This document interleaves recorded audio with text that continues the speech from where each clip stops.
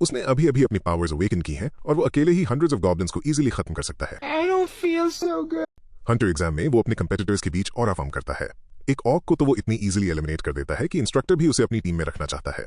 एक boss monster के against वही अकेला ऐसा बंदा था जिसने न सिर्फ अपनी पूरी ट्रूप को डिफेंड किया बल्कि बॉस को भी अकेले ही हरा दिया।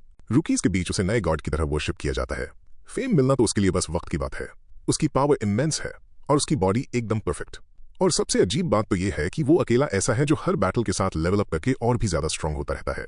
और ये सब वो कर रहा है उन 12 हंटर्स को हंट डाउन करके एलिमिनेट करने के लिए जिन्होंने खुद को गॉड्स डिक्लेयर कर दिया था और ह्यूमैनिटी का मैसेकर किया था। वो उनमें से हर एक से अपना रिवेंज लेगा। लेकिन चीजें हमेशा ऐसी नहीं थी। 2020 में पूरी दुनिया में पोर्टल्स ओपन हो गए। मॉन्स्टर्स ने जल्दी ही सब कुछ टेक ओवर करना शुरू कर दिया। हेवेंस के स्पॉन्सर्स ने ह्यूमंस को चूज किया ताकि उन्हें सुपर पावर्स मिल सकें और इस तरह से हंटर्स बॉर्न हुए। इन सभी हंटर्स के बीच एक ऐसा हंटर था जिसकी अपनी इमॉर्टल आर्मी थी और उसे डीमन किंग कहा जाता था। सिर्फ वही अकेला था जो मॉन्स्टर्स को हंट करके इवॉल्व होने के केपेबल था। तो वो 12 हंटर्स जो खुद को गॉड्स बुलाते थे उन्होंने डीमन किंग की ग्रोथ से डरकर उसे हिस्ट्री से हमेशा के लिए डिसअपीयर कर दिया। खुद को गॉड्स प्रोक्लेम करने के बाद उन्होंने ईडन को फाउंड किया। ये हंटर्स का एक नया एरा था और जिनके पास पावर्स नहीं थी वो स्लेव्स बन गए और इस तरह 100 साल गुजर गए। अब एक बहुत दूर के गांव में एक लड़का ट्रेनिंग कर रहा था। उसका ट्रेनर चाहता था कि कोई स्पॉन्सर इस लड़के को नोटिस करे। ऐसा इसलिए क्योंकि उस आदमी को इस लड़के में पोटेंशियल दिखता था और उसे पता था कि इसका दिल बहुत साफ है। वो आदमी यहां तक कि एक इन्वेंट्री भी ओपन कर सकता है जो एक ऐसी चीज है जो सिर्फ हंटर्स ही कर सकते हैं। उसके मास्टर के मुताबिक उस लड़के के पेरेंट्स को हंटर्स ने मार दिया था और मास्टर ने उसे वो बुक दी जो उसके पेरेंट्स उसे बचपन में पढ़कर सुनाते थे जिसमें हंटर्स की क्रूअल्टीज के बारे में लिखा था। वो इस सब को चेंज करना चाहता है लेकिन वो सालों से इस टकले मास्टर के साथ ट्रेनिंग कर रहा है और अब तक कुछ नहीं हुआ। उसे तो अब ये भी लगने लगा है कि शायद जिनको हेवेंस चूज करते हैं सिर्फ वही रियल में हंटर्स बन सकते हैं। पर तभी उसका मास्टर उसे एक जोर का थप्पड़ मारता है और गारंटी देता है कि वो एक दिन हंटर जरूर बनेगा। वो बॉल मास्टर उससे पूछता है कि कहीं उसने वो बुक तो नहीं खो दी और ऑब्वियसली उसने नहीं खोई थी क्योंकि वही उसके पेरेंट्स की आखिरी मेमोरी थी और साथ ही वो डीमन किंग की ऑटोबायोग्राफी भी थी। दुनिया एक बेहतर जगह होती अगर वो आज जिंदा होता। अचानक कोई उन्हें दूर से देख रहा होता है। वो पर्सन कहता है कि उन्हें वो मिल गया जिसको वो ढूंढ रहे थे और तुरंत एक अटैक लॉन्च कर देता है। बॉल्ड मास्टर नोटिस कर लेता है कि वो अटैक उन दोनों को हिट करेगा, इसलिए मास्टर लड़के को पुश कर देता है जिससे लड़का एक पेड़ से जा टकराता है और मास्टर को वो अटैक डायरेक्ट लगता है। वो औरत जमीन पर आती है और उस लड़के की तरफ देखती है। ये बात कुछ सेंस मेक नहीं कर रही थी कि एक हंटर वहां क्या कर रहा है। वो सिंपली उस लड़के को नील करने का ऑर्डर देती है और वो ऐसा ही करता है। लड़के का अपनी ही बॉडी पर कोई कंट्रोल नहीं था। पेड़ों के बीच से एक ब्लर सा निकल कर आता है और अचानक वहां कई सारे हंटर्स आ जाते हैं। वो सभी ईडन की रूलर लेडी अथीना को सल्यूट करते हैं। वो ईडन की सबसे पावरफुल बीइंग्स में से एक है।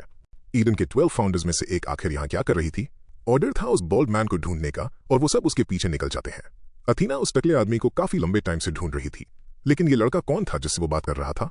उसे इस लड़के में से माना का एक ट्रेस तक सेंस नहीं होता। लड़का बहुत ज्यादा डर जाता है कि कहीं उसे उसकी पॉकेट में रखी डीमन किंग की ऑटोबायोग्राफी ना मिल जाए, लेकिन उसे बस एक कीड़ा बोलकर वो वहां से जाने लगती है। ये देखकर लड़के की जान में थोड़ी जान आती है। उसे लगता है कि वो सेफ है, लेकिन अचानक वो लड़की उसके बिल्कुल सामने खड़ी होती है और उसके अंदर से एक बहुत स्ट्रांग ऑरा निकल रहा था। वो कहती है कि उसकी जैकेट की पॉकेट से हल्का सा मना फील हो रहा है।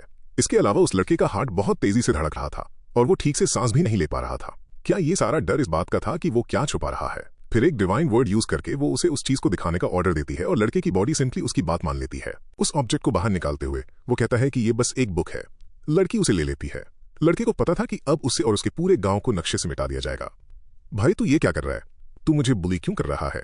लेकिन अचानक उस बुक में आग लग जाती है और वो सीधा अथीना की तरफ उड़ती है। फिर भी अथीना का बैरियर उसे ब्लॉक कर लेता है।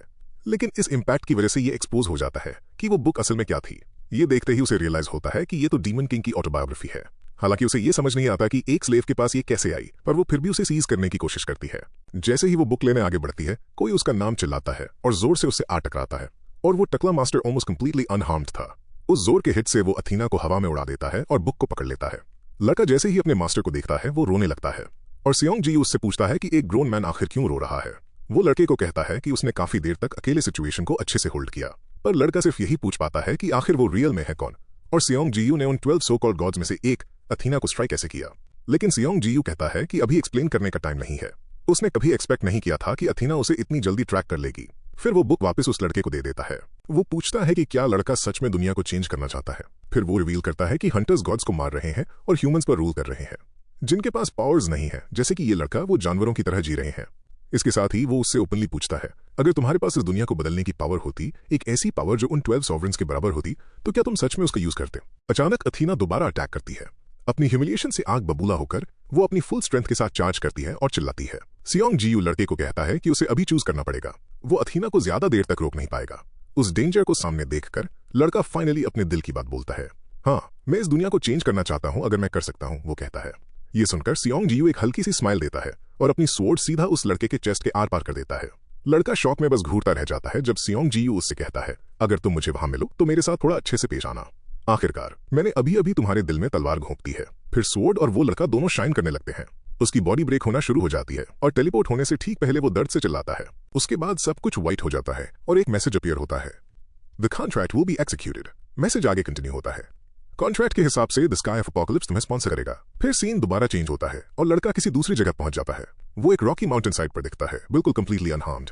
उसके चेस्ट पर कोई जख्म नहीं था, जबकि उसे बुरी तरह स्टैब किया गया था और उसको समझ नहीं आ रहा था कि ये कैसे हुआ। उसे खुद में कुछ अलग और भी ज्यादा स्ट्रॉन्गर फील हो रहा था। उस अजीब सी आवाज ने कहा था कि वो उसे स्पॉन्सर करेगी, तो वो सोचता है कि क्या वो अब एक हंटर बन चुका है। वो इधर उधर देखता है, ये समझने की कोशिश करता है कि वो आखिर कहाँ है। ये जगह उसको बिल्कुल वैसी ही मैजिक पावर से भरी हुई फील होती है जो अब उसकी बॉडी के अंदर फ्लो कर रही थी।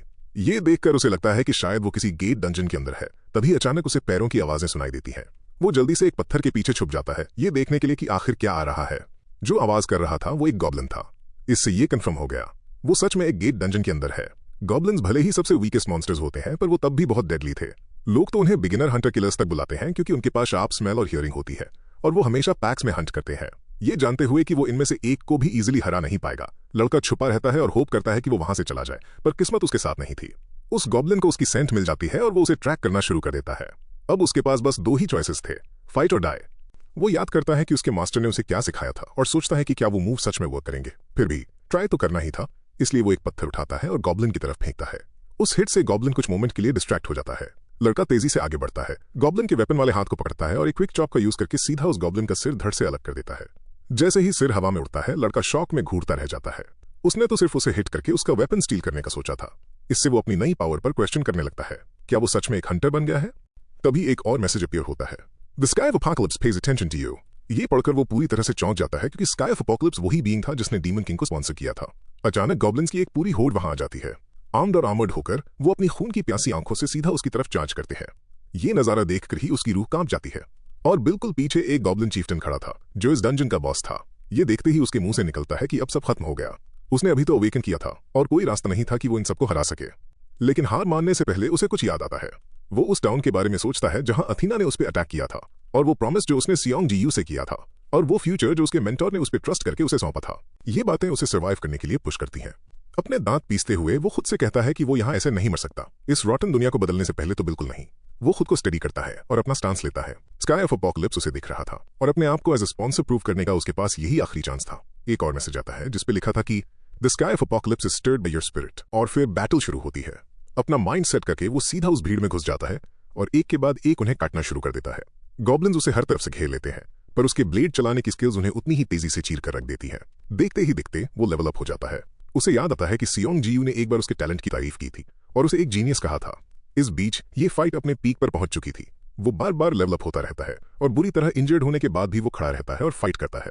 आखिर में सिर्फ गॉब्लिन चीफ्टन ही बचता है, पर ये बॉस मॉन्स्टर उसे सांस लेने का भी टाइम नहीं देता।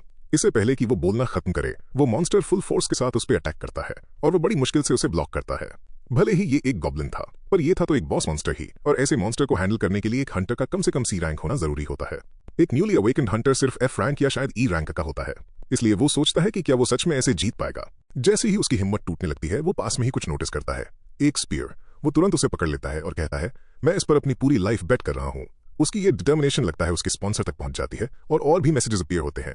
The sky of apocalypse applauds. The sky of apocalypse supports your decision. फिर एक और मैसेज आता है, The sky of apocalypse grants you authority over fire. उसकी पावर दोबारा से राइज होती है। वो स्पीयर डीमन किंग का वेपन था और साथ ही ये एक ऐसी चीज थी जिसे चलाना वो सबसे बेस्ट जानता था। अब जब उसके पास एक अथॉरिटी आ चुकी थी, उसका डर गायब होना शुरू हो जाता है। उसकी स्पीयर की टिप पर आग फैल जाती है और वो अपनी पूरी स्ट्रेंथ के साथ उस बॉस पर अटैक कर देता है। वो गॉब्लिन चीफ्टन भी चार्ज करता है, लेकिन लड़का एक परफेक्ट स्ट्राइक लैंड करता है और उसकी बॉडी के आर पार एक बड़ा सा छेद ब्लास्ट कर देता है, जिससे वो वापस लेवल अप हो जाता है। हालांकि इस पूरे प्रोसेस में उसकी स्पीयर टूट जाती है, पर फिर भी वो बच गया था। वो हांफते हुए कहता है कि उसने ये कर दिखाया, लेकिन एक ही सेकंड बाद वो एग्जॉस्शन की वजह से बेहोश होकर गिर पड़ता है। कुछ देर बाद हंटर्स का एक ग्रुप उस एरिया में एंटर करता है और उन्हें वहां गॉब्लिन्स की कॉर्प्सेस का पहाड़ मिलता है। वो सोच में पड़ जाते हैं कि एक गॉब्लिन चीफ्टन समेत इतने सारे मॉन्स्टर्स को आखिर किसने अकेले मारा होगा। जैसे ही वो डंजन में सर्च करते हैं, उन्हें वो लड़का मिल जाता है जो बस बेयरली अलाइव था। जैसे ही वो उसकी हेल्प करने दौड़ते हैं, एक और मैसेज आता है, the sky of apocalypse pays attention to you. उसके बाद स्टोरी कट होकर हॉस्पिटल का सीन दिखाती है, जहां इन सब के बाद लड़के को फाइनली होश आता है। उसे एक वेंटिलेटर और हीलिंग पोशन की आईवीज लगी हुई थी, जिससे ये क्लियर था कि इनमें से कुछ भी कोई सपना नहीं था। उस पर सच में अथीना ने अटैक किया था। सियोंग जियो ने उसे स्टैप करके एक गे डंजन में फेंक दिया था, जहां उसे गॉब्लिन्स की पूरी आर्मी और उसके बॉस के साथ फाइट करनी पड़ी थी। वो अचानक से उठ बैठता है, ये सोचते हुए कि क्या हंटर्स ने गेट क्लियर करने के बाद उसे रेस्क्यू किया। एक नर्स तुरंत आती है और उसे अभी वहां से हिलने से मना करती है और पूछती है कि वो कैसा फील कर रहा है। वो एक्सप्लेन करती है कि ली गिल्ड के हंटर्स ने उसे ढूंढा था और इस हॉस्पिटल लेकर आए थे। उनके बिना उसका बचना नामुमकिन था। लेकिन एक डिटेल सुनकर उसका दिमाग थोड़ा घूम जाता है। ली गिल्ड? नर्स इस चीज को कंफर्म करती है और बताती है कि उसकी इंजरीज बहुत सीरियस थी। वो उसे आराम करने को बोलती है क्योंकि एसोसिएशन से कोई उसे बहुत जल्दी देखने आने वाला है। फिर वो दरवाजे की तरफ निकल जाती है। अभी भी थोड़ा अनईजी होते हुए वो उसके जाने से पहले उसे रोकता है। वो एक आखिरी चीज पूछता है, अभी कौन सा साल चल रहा है? नर्स को लगता है कि उसकी मेमोरी अभी भी कंफ्यूज्ड है और प्लेनली जवाब देती है कि ये 2022 है। ये आंसर सुनकर वो पूरी तरह से शॉक्ड रह जाता है। 2022 उसके पैदा होने से पूरे 100 साल पहले का वक्त। उसके लिए 2020 वो साल था जब गेट्स पहली बार अपीयर हुए थे और 2022 वो साल था जब स्पेशल हंटर्स का राइज होना बस शुरू ही हुआ था। The age of heroes. उसे सियोंग जियू के साथ अपनी आखिरी बात याद आती है, जिसने कहा था कि हंटर्स खुद को गॉड्स कहेंगे और नॉर्मल ह्यूमंस के साथ कैटल की तरह ट्रीट करेंगे। उसके लिए ये एक चांस था। तो अचानक वो अपने आप से अटैच हुई मशीन्स को उखाड़ फेंकता है और बेड से नीचे उतर जाता है। ये एरा काफी अलग था। उस टाइम पर लोगों को हंटर्स बनने के लिए अभी भी ईडन की सिलेक्शन की जरूरत होती थी, पर अभी स्पॉन्सर्स सबसे ज्यादा एक्टिव हैं और नए प्लेयर्स क्रिएट कर रहे हैं। यहां तक कि जब नर्स उसे हिलने से मना करती है, वो उससे कहता है कि वो ठीक फील कर रहा है और पूछता है कि बाथरूम किस तरफ है। अचानक कॉट ऑफ गार्ड होकर वो बाथरूम की तरफ पॉइंट करती है और वो अंदर चला जाता है। वहां उसे रियलाइज होता है कि वो एक अलग बॉडी में है। वो अब काफी टॉल और एकदम मस्कुलर बिल्ड में था। उसके फेस के कुछ पुराने फीचर्स अभी भी बाकी थे, पर उसे अभी भी लग रहा था कि जैसे वो पूरी तरह से एक दूसरा इंसान बन चुका है। तभी उसके पीछे से कोई आवाज लगाता है। वो एसोसिएशन से किम सुयोंग था, जो उससे क्वेश्चनिंग करने आया था। वो बैठ जाते हैं और किम कहता है कि उस इंसिडेंट में आखिर क्या हुआ था उसे सॉर्ट आउट करना पड़ेगा। वो उस लड़के की कंडीशन के बारे में भी पूछता है। उसके यहाँ लाए जाने के बाद एसोसिएशन ने उसकी इन्फॉर्मेशन सर्च की थी, लेकिन क्योंकि वो इस टाइमलाइन से था ही नहीं, उन्हें उसका कोई रिकॉर्ड तक नहीं मिला। तो वो बस इतना कह देता है कि उसकी याददाश्त कुछ हिजी है, जिस पे बिलीव करना काफी आसान था क्योंकि नर्स ने पहले ही ये मेंशन किया था। वो सिर्फ 2 डिटेल्स देता है। वो 23 साल का है और उसका नाम ली जोंग योंग है। ये उसका रियल नेम नहीं था, पर यही नाम उसके माइंड में पहले आया। डीमन किंग का नाम उसके अपने नाम के साथ मिक्स हो गया था और उसे समझ नहीं आ रहा था कि आखिर ऐसा क्यों हुआ। वो क्लेम करता है कि उसे इसके अलावा और कुछ याद नहीं है। तो किम पूछता है कि उस गेट के अंदर असल में क्या हुआ था। ली जोंग योंग कहता है कि गेट के अंदर उसे एक ही चीज सुनाई देने का याद है और वो था आई विल स्पॉन्सर यू। ये सुनकर किम शॉक रह जाता है। वो कहता है कि ली जोंग योंग शायद एक हंटर की तरह अवेकन हो चुका है और उससे पूछता है कि वो उनके बारे में क्या जानता है। ली जोंग योंग जवाब देता है कि हंटर्स वो स्पेशल लोग होते हैं जिन्हें ट्रांसेंडेंट बीइंग्स चूज करते हैं। किम कोऑपरेट करने के लिए उसे थैंक यू बोलता है और कहता है कि एसोसिएशन उससे दोबारा कांटेक्ट करेगी। जाने से पहले किम बो करता है और कहता है कि चीजें अभी थोड़ी कंफ्यूजिंग जरूर होंगी, पर अब वो इस दुनिया में कोई इंपॉर्टेंट इंसान बन चुका है। वो आगे ये भी बोलता है कि अगर पॉसिबल हुआ तो इन फ्यूचर वो ली जोंग योंग की हेल्प मांगेंगे। किम के जाने के बाद Lee Jong Yong hospital room से बाहर देखता है और सोचता है कि वो एक अच्छा इंसान लग रहा था। अकेले होते ही वो अपना स्टेटस विंडो ओपन करता है। वो एक्सप्लेन करता है कि यही डीमन किंग का सबसे ग्रेटेस्ट ट्रेट था। यही वो रीजन था जिसकी वजह से 12 हीरोज उससे डरते थे और यही रीजन था कि वो बाकी सभी हंटर्स से कई गुना ज्यादा स्ट्रॉन्गर बन गया था और यही वजह थी कि उन्होंने ईडन से उसका हर एक ट्रेस मिटा देने की कोशिश की। डीमन किंग कोई नॉर्मल हंटर नहीं था, वो एक प्लेयर था, एक ऐसा इंसान जो अपनी ही पावर के साथ हंट करके स्ट्रॉन्गर होता चला जाता था। और अब ली जोंग योंग खुद से कहता है, मैं भी अब एक प्लेयर हूँ। कुछ देर बाद वही नर्स उसे एक हंटर बनने पर कंग्रेचुलेट करती है। वो उसको थैंक्स बोलता है और पूछता है कि क्या ये सच में इतनी बड़ी बात है। वो कहती है, ऑफ कोर्स ये है। एक हंटर बनना लॉटरी जीतने जैसा होता है। यहां तक कि लो रैंक एफ हंटर्स भी एक नॉर्मल इंसान से कई गुना ज्यादा पैसे कमा लेते हैं और वो सिर्फ मॉन्स्टर से फाइट नहीं करते। वो एज अ ब्लैकस्मिथ वर्क कर सकते हैं, पावरफुल वेपन्स बना सकते हैं या फिर अमीरों के बॉडीगार्ड्स बनकर सर्व कर सकते हैं। ली जोंग योंग को पहले से ये सब पता था और वो ये भी जानता था कि जिन लोगों को चूज नहीं किया जाता उन्होंने अपने थोड़े बहुत बचे हुए राइट्स भी खो दिए थे। फिर भी वो एक सैड फेस बनाता है और पूछता है कि क्या ये सच में इतनी सेलिब्रेट करने वाली बात है। नर्स फिर उसे एक बैग देती है जो किम छोड़ गया था क्योंकि उसके पुराने कपड़े पूरी तरह रुइन हो चुके थे। वो उसके डिस्चार्ज होने पर उसे कंग्रेचुलेट करती है और वो बाहर निकलता है। एक बार बाहर आकर वो पूरे सिटी की तरफ देखता है तो ये है द एज ऑफ हीरोज। उसके पुराने टाइम में उसके जैसे पावरलेस इंसान को यहाँ अलाउ तक नहीं किया जाता। अभी ये सिटी काफी पीसफुल और फुल ऑफ लाइफ फील हो रहा था। तभी किम सुयोंग उसके पीछे से चलते हुए आता है और उसे आवाज लगाता है। वो ली जोंग योंग से कहता है कि वो उसके साथ एसोसिएशन चले क्योंकि उसके पास अपनी कोई मेमोरीज नहीं थी, इसलिए उसका प्रॉपर्ली रजिस्टर होना जरूरी था और वो उसके रहने के कोई जगह भी अरेंज कर सकते हैं। किम कहता है कि उसके जैसे केसेस एक्सट्रीमली रेयर होते हैं। वो उसे कंग्रेचुलेट भी करता है। ली जोंग योंग को सी रैंक मिली है। कोरिया में ऐसे बहुत कम लोग हैं जो अपनी हंटर लाइफ सी रैंक से स्टार्ट करते हैं। किम उसे कार में आने को कहता है और बताता है कि वो बाकी चीजें रजिस्ट्रेशन के बाद एक्सप्लेन करेगा। ली जोंग योंग अग्री कर लेता है और उसके साथ चल पड़ता है। वो लोग हंटर एसोसिएशन पहुंच जाते हैं। ज्यादातर अवेकन हंटर्स को ई या एफ रैंक मिलती है, लेकिन जो लोग हाई स्कोर करते हैं उन्हें प्रॉमिसिंग माना जाता है और उन्हें ज्यादा क्लोजली मैनेज किया जाता है, जिसमें अब ली जोंग योंग भी शामिल था। और पेपर वर्क के बाद वो लोग उसे उसकी असाइन की हुई लॉजिंग पर ले आते हैं। किम उसे उस जगह पर लाता है और दरवाजा खोलता है। ली जोंग योंग स्टन्ड रह जाता है। उसकी आंखों में आंसू आ जाते हैं और वो अंदर से ओवरवेल्म्ड हो जाता है। किम पूछता है कि क्या उसे ये पसंद आया और ली जोंग योंग तुरंत उसे थैंक्स बोलता है और कहता है कि उसे ये बहुत पसंद आया। उसके लिए ये एक बहुत बड़ा दिन था। उसका एक लौता चांस आखिरकार उसे एक हंटर बनने की तरफ ले आया था। उसे ऐसा फील हो रहा था जैसे पहली बार उसका अपना कोई घर हो। फिर किम कहता है कि कोई उससे मिलना चाहता है। ये सुनते ही ली जोंग योंग के अंदर एक चिल सी दौड़ जाती है। उसके यहाँ कोई कनेक्शंस नहीं थे, इसलिए वो किम को पकड़ता है और पूछता है कि वहां आखिर कौन है। उसके रिएक्शन से चौंक कर किम कहता है कि ये वो आदमी है जिसने उसकी जान बचाई थी, ली गिल्ड का गिल्ड मास्टर। किम ऐड करता है कि वो गिल्ड मास्टर उससे मिलने में इंटरेस्टेड है, पर अगर वो चाहे तो मना भी कर सकता है। पर Lee Jong Yong right away agree हो जाता है। थोड़ी ही देर बाद वो उस गिल्ड मास्टर से मिलता है और वो और कोई नहीं खुद सियोंग जियू ही निकलता है। चाहते हुए भी ना चाहते हुए ली जोंग योंग उसके टकले सर को घूरता है, लेकिन रियल शॉक उसे इस नई लाइफ में इतनी जल्दी देखना था। उसने कभी एक्सपेक्ट नहीं किया था कि जिस इंसान ने उसकी ट्रूली वैल्यू समझी थी वो उससे मिलेगा। सियोंग जियू उससे पूछता है कि क्या वो पहले कहीं मिल चुके हैं, क्योंकि ली जोंग योंग का फेस उसे ऑडली काफी फेमिलियर सा लग रहा था। अपनी एक्टिंग को बरकरार रखने के लिए ली जोंग योंग कहता है कि उसे याद नहीं है, क्योंकि अवेकन होने के बाद से उसकी मेमोरीज जा चुकी हैं। फिर वो डीपली बो करता है और अपनी लाइफ बचाने के लिए सियोंग जियू को थैंक यू बोलता है। सियोंग जियू कोई आम आदमी नहीं था। वो हीरो था जिसकी किस्मत में काउंटलेस गेट्स को क्लोज करके लोगों की जान बचाना लिखा था। वही हीरो जिसे ली जोंग योंग की ओरिजिनल टाइमलाइन में डेड मान लिया गया था। उस रात ली जोंग योंग बेड पर लेटे हुए अपनी नई बॉडी के यूज्ड टू हो रहा था। तो ये सच में रियल था, फिर भी कुछ अजीब सा लग रहा था। भले ही उसकी बॉडी काफी चेंज हो चुकी थी, पर उसकी बॉडी पर अभी भी पहले जैसे और उन्हीं प्लेसेस पर सेम मार्क्स थे। वो अपना स्टेटस विंडो ओपन करता है और उसे दोबारा रीड करता है। फॉरगॉटन हीरो, सबसे स्ट्रॉन्गेस्ट और unique Hunter, the demon king, एक प्लेयर। मुझे ये एबिलिटी आखिर मिली कैसे? वो सोचने लगता है। एक प्लेयर वो पावर है जिसे स्काई ऑफ अपोकलिप्स ने स्पॉन्सर किया था। अब जब वो चोजन वन बन चुका था तो रियल डीमन किंग का अब क्या होगा? ली जोंग योंग के पास कोई आंसर नहीं था। उसे अभी काफी कम पता था कि आसपास आखिर क्या हो रहा है। वो बस इतना जानता था कि वो पास्ट में लौट चुका है और उसको एक पावरफुल ट्रेट मिल गया है। मुझे पावर मिल गई है, वो कहता है। इस दुनिया को बदलने की पावर। कुछ दिन बाद Hunter association newly awakened hunters के लिए एक ट्यूटोरियल क्लास होल्ड करती है। ली जोंग योंग भी वहां होता है, कॉर्नर में सो रहा होता है। तभी ब्लैक सूट में एक आदमी वहां आता है और खुद को बे सांगसू के नाम से इंट्रोड्यूस करता है। वो कहता है कि ये ट्यूटोरियल वो लीड करेगा। क्लास तुरंत वाइल्ड हो जाती है। बे सांगसू एक बी रैंक हंटर था, तो सब लोग हैरान थे कि आखिर इतना बड़ा हंटर एक बिगिनर क्लास क्यों हैंडल कर रहा है। कुछ लोग सोचने लगे कि एसोसिएशन शायद किसी एक स्पेशल रुकी पर नजर रखे हुए है और वो रुकी ऑब्वियसली ली जोंग योंग था। पर बाकी दूसरे लोग खुद को मनाने लगे कि शायद वो लोग ही हैं। उन्हें लगा कि शायद ये शो ऑफ करने और किसी मेजर गिल्ड या एसोसिएशन की तरफ से पिक किए जाने का उनका चांस हो सकता है। बाय सांगसू शेड्यूल एक्सप्लेन करता है। पहले हंटर्स के बारे में एक सेमिनार और फिर एक कॉम्बैट टेस्ट, जिसमें हर एक बिगिनर अपना एक वेपन पिक करेगा। वो पूछने से शुरू करता है कि हंटर्स आखिर क्रिएट कैसे होते हैं। एक रुकी जवाब देता है कि हंटर्स तब बनते हैं जब उन्हें किसी ट्रांसेंडेंट बीइंग से स्पॉन्सरशिप मिलती है। सांगसू उसकी तारीफ करता है और ऐड करता है कि एक हंटर का स्पेशल ट्रेट अवेकनिंग के टाइम ही डिसाइड होता है और बदला नहीं जा सकता। फिर भी हंटर्स स्ट्रॉन्गर होते चले जाते हैं। तो वो पूछता है कि ये सब होता कैसे है।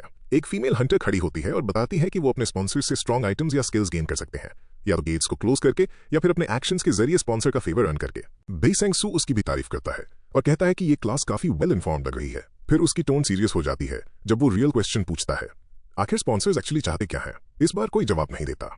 रूम में बिल्कुल साइलेंस छा जाता है और सांगसू भी सरप्राइज नहीं होता। हर हंटर इसके बारे में सोचता जरूर है, पर किसी को इसका सच नहीं पता था। तभी उसकी नजर कॉर्नर में बैठे एक बंदे पर पड़ती है जिसे क्लियरली किसी चीज से फर्क नहीं पड़ रहा था। ये ली जोंग योंग था जो कैजुअली विंडो से बाहर घूर रहा था। तो बे सांगसू उसे पॉइंट करता है और उसे गेस करने को कहता है। वो कहता है कि इसका वैसे भी कोई कंफर्म्ड आंसर तो है नहीं। वो बस ली जोंग योंग के ऑनेस्ट थॉट्स जानना चाहता था। ली जोंग योंग जवाब देता है, एंटरटेनमेंट। ये सुनकर बाय सांगसू समेत पूरी क्लास शॉक हो जाती है और वो उससे एक्सप्लेन करने को कहता है। ली जोंग योंग कहता है कि स्पॉन्सर्स अपना कैरेक्टर पिक करते हैं, उनसे मॉन्स्टर्स को हंट करवाते हैं और उन्हें एक वीडियो गेम की तरह स्ट्रॉन्गर होते हुए देखते हैं। बाय सांगसू इस आइडिया से पूरी तरह हक्का बक्का रह जाता है, पर ली जोंग योंग के लिए यह सिर्फ एक गेस नहीं था, ये खुद डीमन किंग की थ्योरी थी। यहां तक कि ये स्पॉन्सर्स का सबसे बड़ा सीक्रेट भी हो सकता है, ये देखते हुए कि ओवरवेलमिंग पावर गेन करने के बावजूद डीमन किंग को मार दिया गया था। सेमिनार कंटिन्यू होता है और आखिरकार वो लोग कॉम्बैट टेस्ट पर मूव करते हैं। एक फीमेल हंटर स्वॉर्ड लेकर सबसे पहले आगे आती है। फाइट स्टार्ट होती है और मॉन्स्टर को रिलीज कर दिया जाता है। वो इंस्टेंटली वाइल्ड हो जाता है और उस पर चार्ज करता है। वो लड़की भी तेजी से आगे बढ़ती है और जोर से स्विंग करती है, लेकिन गॉब्लिन क्रेजी स्पीड से डॉज करता है और काउंटर अटैक करके एक हिट लैंड कर देता है। वो अपने एक घुटने पर गिर जाती है, उसे अभी भी चोट लगी थी और गॉब्लिन एक और ब्लो मारने के लिए उस पर कूदता है। यहां तक कि बाय सांगसू भी वरी करने लगता है, पर वो लड़की क्विट करने से मना कर देती है। उस पोजीशन से भी वो गॉब्लिन को ऑफ गार्ड कैच करती है और मैच जीत लेती है, हालांकि वो पूरी तरह से थक चुकी थी और इंजर्ड थी। ये देखकर बे सांगसू उसकी तारीफ करता है और कहता है कि वो पास हो गई है, फिर उसे नेक्स्ट राउंड में भेज देता है। अब फाइनल टेस्ट टेकर आगे आता है। एक स्पीयर और शील्ड के साथ Lee Jong Yong confidently enter करता है। बाय सांगसू को भी उसकी वेपन चॉइस काफी इंटरेस्टिंग लगती है। इस बीच ली जोंग योंग खुद को रिमाइंड करवाता है कि उसे कल के ग्रेजुएशन एग्जाम में ज्वाइन होने के लिए पास होना ही पड़ेगा। और अगर वो अच्छा परफॉर्म करता है तो उसके बेनिफिट्स भी बढ़ जाएंगे, तो वो रेडी हो जाता है। लेकिन बै सांगसू के पास एक बैड न्यूज थी, सारे गॉब्लिन्स पहले ही मर चुके थे। ऑफ कोर्स वो मर ही जाएंगे, तो अब एग्जाम के लिए एक दूसरा मॉन्स्टर यूज करना पड़ेगा। बै सांगसू रिपीट करता है कि ली जोंग योंग को उसे मारने की जरूरत नहीं है, वो खुद रिजल्ट जज करेगा।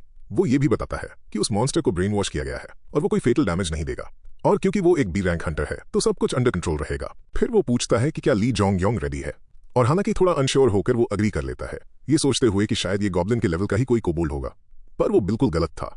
जैसे ये ड्यूल शुरू होती है, बै सांगसू ली जोंग योंग से कहता है कि स्पॉन्सर्स को लेकर उसका आइडिया काफी इंटरेस्टिंग था और होप करता है कि वो उसे डिसअपॉइंट नहीं करेगा। तभी ली जोंग योंग का अपोनेंट अपीयर होता है, एक ऑर्क, एक ह्यूज ग्रीन मॉन्स्टर चलकर बाहर आता है। नॉर्मली किसी ऑर्की को फेस करने के लिए हंटर्स का कम से कम सी रैंक होना जरूरी है, क्योंकि इसमें एक ग्रोन आदमी से कई गुना ज्यादा स्ट्रेंथ और इनसेन एंड्योरेंस होती है।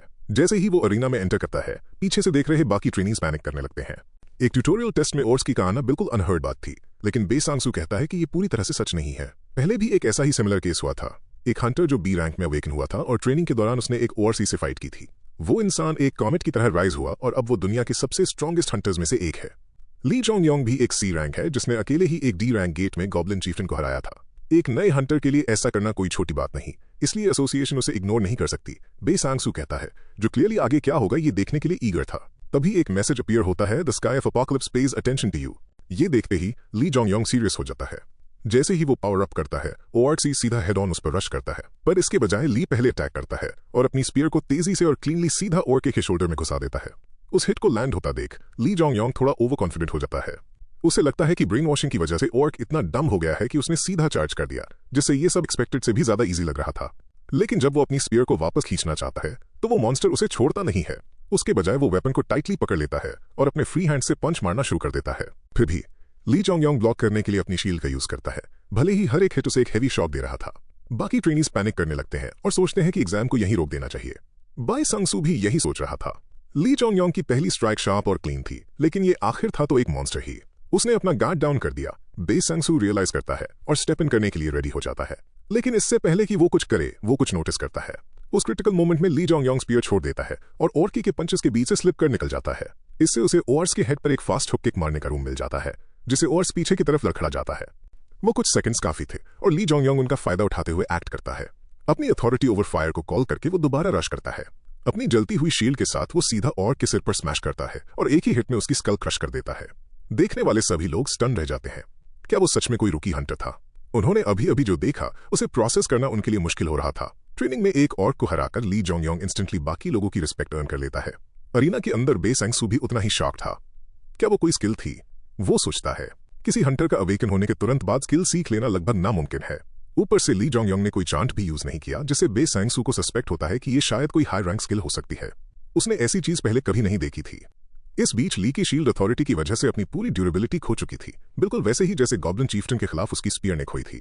जैसे ही वो अपनी स्पीयर उठाता है और मैसेजेस अपीयर होते हैं, you have levelled up, your skill rule over fire has increased to level 2। ये देखकर बै सांगसू डिसाइड करता है कि वो इस बंदे को हाथ से निकलने नहीं दे सकता, उसे इस लड़के को एसोसिएशन में लाना ही होगा। तो वो आगे आता है, ली जोंग योंग की तारीफ करता है और कहता है कि वो फ्लाइंग कलर्स के साथ पास हो गया है। ली जोंग योंग सिंपली उसे थैंक्स बोलता है, लेकिन उसका दिमाग अभी अपनी पावर पर था। Rule over fire demon king की बेसिक पावर थी जो उसके प्लेयर ट्रेट से जुड़ी हुई थी। ये कोई स्किल नहीं है, ये एक अथॉरिटी है, वो एक्सप्लेन करता है। स्किल्स के अलावा अथॉरिटी स्पॉन्सरशिप और पर्सनल ट्रेनिंग के जरिए ग्रो कर सकती हैं, लेकिन ये कितनी भी स्ट्रॉन्ग क्यों ना हो, ये यूजलेस है अगर वेपन इसे हैंडल ही ना कर सके। तो वो एक ऐसा मेटल वेपन ढूंढने का डिसाइड करता है जो इस पावर को झेलने के लिए काफी टफ हो। उस रात एग्जाम के बाद Lee Jong Yong Seong ji you और किम से मिलता है। उसने अपने क्लोज सिर्फ इन दो लोगों को अपने रूम में एक छोटी सी हाउस वार्मिंग पार्टी के लिए इनवाइट किया था। सियोंग जी यू काफी ऑकवर्ड फील करता है और सोचता है कि क्या एसोसिएशन के हाउसिंग में ऐसे आना ठीक होगा, पर ली जोंग योंग कहता है कि सब ठीक है, वो बस एक पार्टी कर रहे हैं। तो तीनों मिलकर डिलीवरी फूड खाते हैं और बातें करते हैं। वो ट्यूटोरियल और फाइनल एग्जाम के बारे में डिस्कस करते हैं और वो ली जोंग योंग को ये भी बताते हैं कि किम को ऑफिशियली अभी के लिए उसका एजेंट असाइन कर दिया गया है। और सबसे बड़ी बात, किम एक्चुअली में एक लड़की है। जैसे ही वो बातें कंटिन्यू रखते हैं, सियोंग जी यू ली जोंग योंग से अपने ऑफर के बारे में दोबारा सोचने को कहता है और बताता है कि उसे ऐसी फीलिंग आ रही है कि उसे जाने देना एक बहुत बड़ी मिस्टेक होगी। किम ये सब सुन रही होती है और ऐड करती है कि ये हंटर ली जोंग योंग के लिए एक ग्रेट चांस है, लेकिन ली जोंग योंग अब भी रिफ्यूज कर देता है। ये सुनकर सियोंग जी यू क्लियरली परेशान हो जाता है और पूछता है क्यों, क्योंकि उसे उसका डिसीजन समझ नहीं आ रहा था। तो ली जोंग योंग कहता है कि वो अभी किसी भी ग्रुप को ज्वाइन नहीं करना चाहता, पर अगर उन्हें कभी उसकी हेल्प की जरूरत पड़ी तो वो जरूर आएगा। असल में ली जोंग योंग के पास एक दूसरा रीजन था। दुनिया को इंप्रूव करने के अपने प्लान को अंजाम देने के लिए उसे केयरफुल रहना होगा। अगर वो अभी सियोंग जी यू के ज्यादा क्लोज हो गया तो वो डेंजरस हो सकता है। तो सियोंग जी यू उस बात को वहीं छोड़ देता है और कहता है कि वो ये याद रखेगा। उसके बाद दोनों एक वार्म और फ्रेंडली मोमेंट शेयर करते हैं, जबकि किम उन्हें कंफ्यूजन में देखती रहती है और सोचती है कि एक ब्रांड न्यू हंटर आखिर ली गिल्ड के famous A rank guild master की हेल्प कैसे कर सकता है। अब हम आते हैं ट्यूटोरियल ग्रेजुएशन एग्जाम पर, जहां उन सभी को जिसने एग्जाम पास किया है एक गेट डंजन में एंटर करना होगा। एग्जाम शुरू होने से पहले बे सांग-सू आगे आता है और ग्रेजुएशन टेस्ट को एक्सप्लेन करता है। ये टेस्ट उस गेट के अंदर होगा, लेकिन उन्हें फिक्र करने की जरूरत नहीं है क्योंकि ये बी रैंक हंटर उनके साथ अंदर जाएगा। वो डायरेक्टली उनसे कहता है मैं भी अंदर एंटर करूंगा। उन्हें काम करने के लिए वो अपने ऑरा का कुछ हिस्सा रिलीज करता है, जिससे सभी की बॉडी में एक चिल सी दौड़ जाती है, ये दिखाने के लिए कि वो सेफ हाथों में है। फिर भी इस तरह की पावर टेरिफाइंग थी। वहां ली जोंग योंग उस प्रेशर से थोड़ा चौंक जाता है और नोट करता है कि बे सांग-सू की मैजिक पावर वहां मौजूद हर एक बंदे को ओवरवेलम कर रही है। बे सांग-सू फिर कहता है कि वो स्टार्ट करेंगे जैसे ही सोल्जर सप्लाईज रखना फिनिश कर लेंगे और उसके तुरंत बाद बिगिनर्स अपने पहले डंजन में कदम रखते हैं। जैसे ही वो अंदर जाते हैं, ली जोंग योंग को इमीडिएटली कुछ अजीब फील होता है और कहता है कि यहाँ की हवा काफी नास्टी फील हो रही है। बे सांग-सू एक्सप्लेन करता है कि ऐसा इसलिए है क्योंकि डंजन्स के अंदर की हवा डेंस मैजिक पार्टिकल से भरी होती है। जब सब लोग अंदर आ जाते हैं तो वो टेस्ट स्टार्ट करता है और रुकीज को बोलता है कि अगर मॉन्स्टर्स आए तो वो उसके ऑर्डर्स फॉलो करें। उसके बाद वो और गहराई में बढ़ते हैं। कुछ ही देर में उनका सामना गॉब्लिन्स के एक ग्रुप से होता है जो उन्हें जल्दी से नोटिस कर लेते हैं। बे सांग-सू काउंटर अटैक का ऑर्डर देता है और पहले 2 बिगिनर्स को आगे भेजता है। वो दिखाते हैं कि वो क्या कर सकते हैं और गॉब्लिन्स को मार गिराते हैं। फिर वो 2 और लोगों को बुलाता है और वो भी अपने टारगेट्स को इजीली काट डालते हैं। उसके बाद वो ली जोंग योंग को बुलाता है, जो एक इनक्रेडिबल स्पीड के साथ आगे जंप करता है। बाकी लोग भी शॉक हो जाते हैं और बोल पड़ते हैं कि वो बहुत फास्ट है। ली जोंग योंग इंस्टेंटली आगे रश करता है और कई गॉब्लिन्स को अपनी क्विक और क्लीन स्ट्राइक से काट गिराता है। ये बिल्कुल उस डंजन जैसा लग रहा था जिसे उसने पहले क्लियर किया था। एक के बाद एक लाशें जमीन पर गिरती हैं। बस कुछ ही सेकंड्स में वो पूरे ग्रुप का सफाया कर देता है, जिससे वहां मौजूद सभी लोग दंग रह जाते हैं। दूसरे पार्टिसिपेंट्स पूछने लगते हैं कि क्या ली जोंग योंग सच में एक न्यूली अवेकन्ड हंटर है और उसके जैसा बंदा इस ट्यूटोरियल में आखिर कर क्या रहा है। बी सांग-सू कहता है कि ली जोंग योंग की वेपन स्किल्स इनक्रेडिबल है, इतनी अच्छी कि वो उसके जैसे किसी बी रैंक हंटर को भी मैच कर सकती हैं। उसे रिग्रेट होने लगता है कि उसने ऐसे टैलेंट को हाथ से निकलने दिया और अब चाहे जो हो जाए वो उसे अपनी साइड करना चाहता था। उसी वक्त ली जोंग योंग फिर से लेवल अप कर जाता है। जब फाइट खत्म होती है तो ग्रुप डंजन में और आगे बढ़ता है। जल्द ही वो बॉस रूम तक पहुंच जाते हैं। अंदर जाने से पहले बे सांग-सू उन्हें वार्न करता है कि अब जो आने वाला है वो कहीं ज्यादा डेंजरस होगा। ये आम गॉब्लिन से लड़ने जैसा नहीं होगा। तो वो उन्हें शार्प रहने और आगे केयरफुली मूव करने को कहता है जब तक कि बॉस सामने ना आ जाए। उन्हें ऑर्गेनाइज रहना चाहिए, अपनी पोशंस पी लेनी चाहिए और अपने वेपन्स और आर्मर को चेक कर लेना चाहिए। ग्रुप बिल्कुल वैसा ही करता है। जब सब लोग रेडी हो रहे थे, ली जोंग योंग वहीं शांत खड़ा था। डीमन किंग और उसके स्पेशल ट्रेड प्लेयर के बारे में सोच रहा था। इससे पहले कि डीमन किंग पूरी तरह से उस पावर को टेस्ट कर पाता, उन 12 हीरोज ने उसे मार दिया था। ली जोंग योंग सोचता है कि अगर डीमन किंग उनसे कहीं ज्यादा तेजी से ग्रो हुआ होता तो ऐसा कभी ना होता। जैसे ही ये ख्याल उसके दिमाग में तेजी से दौड़ते हैं, उसका रिजॉल्व और भी पक्का हो जाता है। वो कसम खाता है कि वो अपना सब कुछ यूज करेगा जो वो जानता है और ईडन के 12 हीरोज को किसी भी और से ज्यादा तेजी से पीछे छोड़ करके दिखाएगा। ये सोचते हुए वो अपनी रूल ओवर फायर अथॉरिटी को देखता है और फिर किसी के नोटिस करने से पहले जल्दी से उसे छुपा लेता है। थोड़ी ही देर में नए हंटर्स फाइनली बॉस रूम में एंटर करने के लिए रेडी थे। बे सांग-सू लीड करता है और सबको पास रहने को कहता है, पर जिस मोमेंट वो अंदर कदम रखते हैं उन्हें रियलाइज हो जाता है कि कुछ गड़बड़ है। मैजिक की एक मैसिव वेव उन पर आकर टकराती है और सब लोग डर और पैनिक से भर जाते हैं। ये जानते हुए कि उनकी जान खतरे में है, बे सांग-सू चिल्लाता है कि सब पीछे हटो और वापस गेट की तरफ भागो। लेकिन वहां छुपा हुआ मॉन्स्टर उन्हें एस्केप करने नहीं देना चाहता था। अभी भी अंधेरे में वो डर कर भाग रहे हंटर्स पर फास्ट मूविंग फायरबॉल्स की एक लड़ी सी दाग देता है।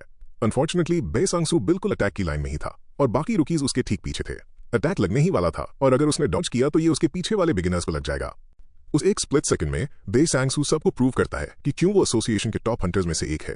वो अपने पैर जमीन पर जमा लेता है और अपनी स्ट्रिंग स्किल वाइपर्स फैंग्स को अनलीश करता है। इसकी मदद से वो अटैक को डिफ्लेक्ट करता है और अपने साथ साथ अपने पीछे के हंटर्स को भी बचा लेता है।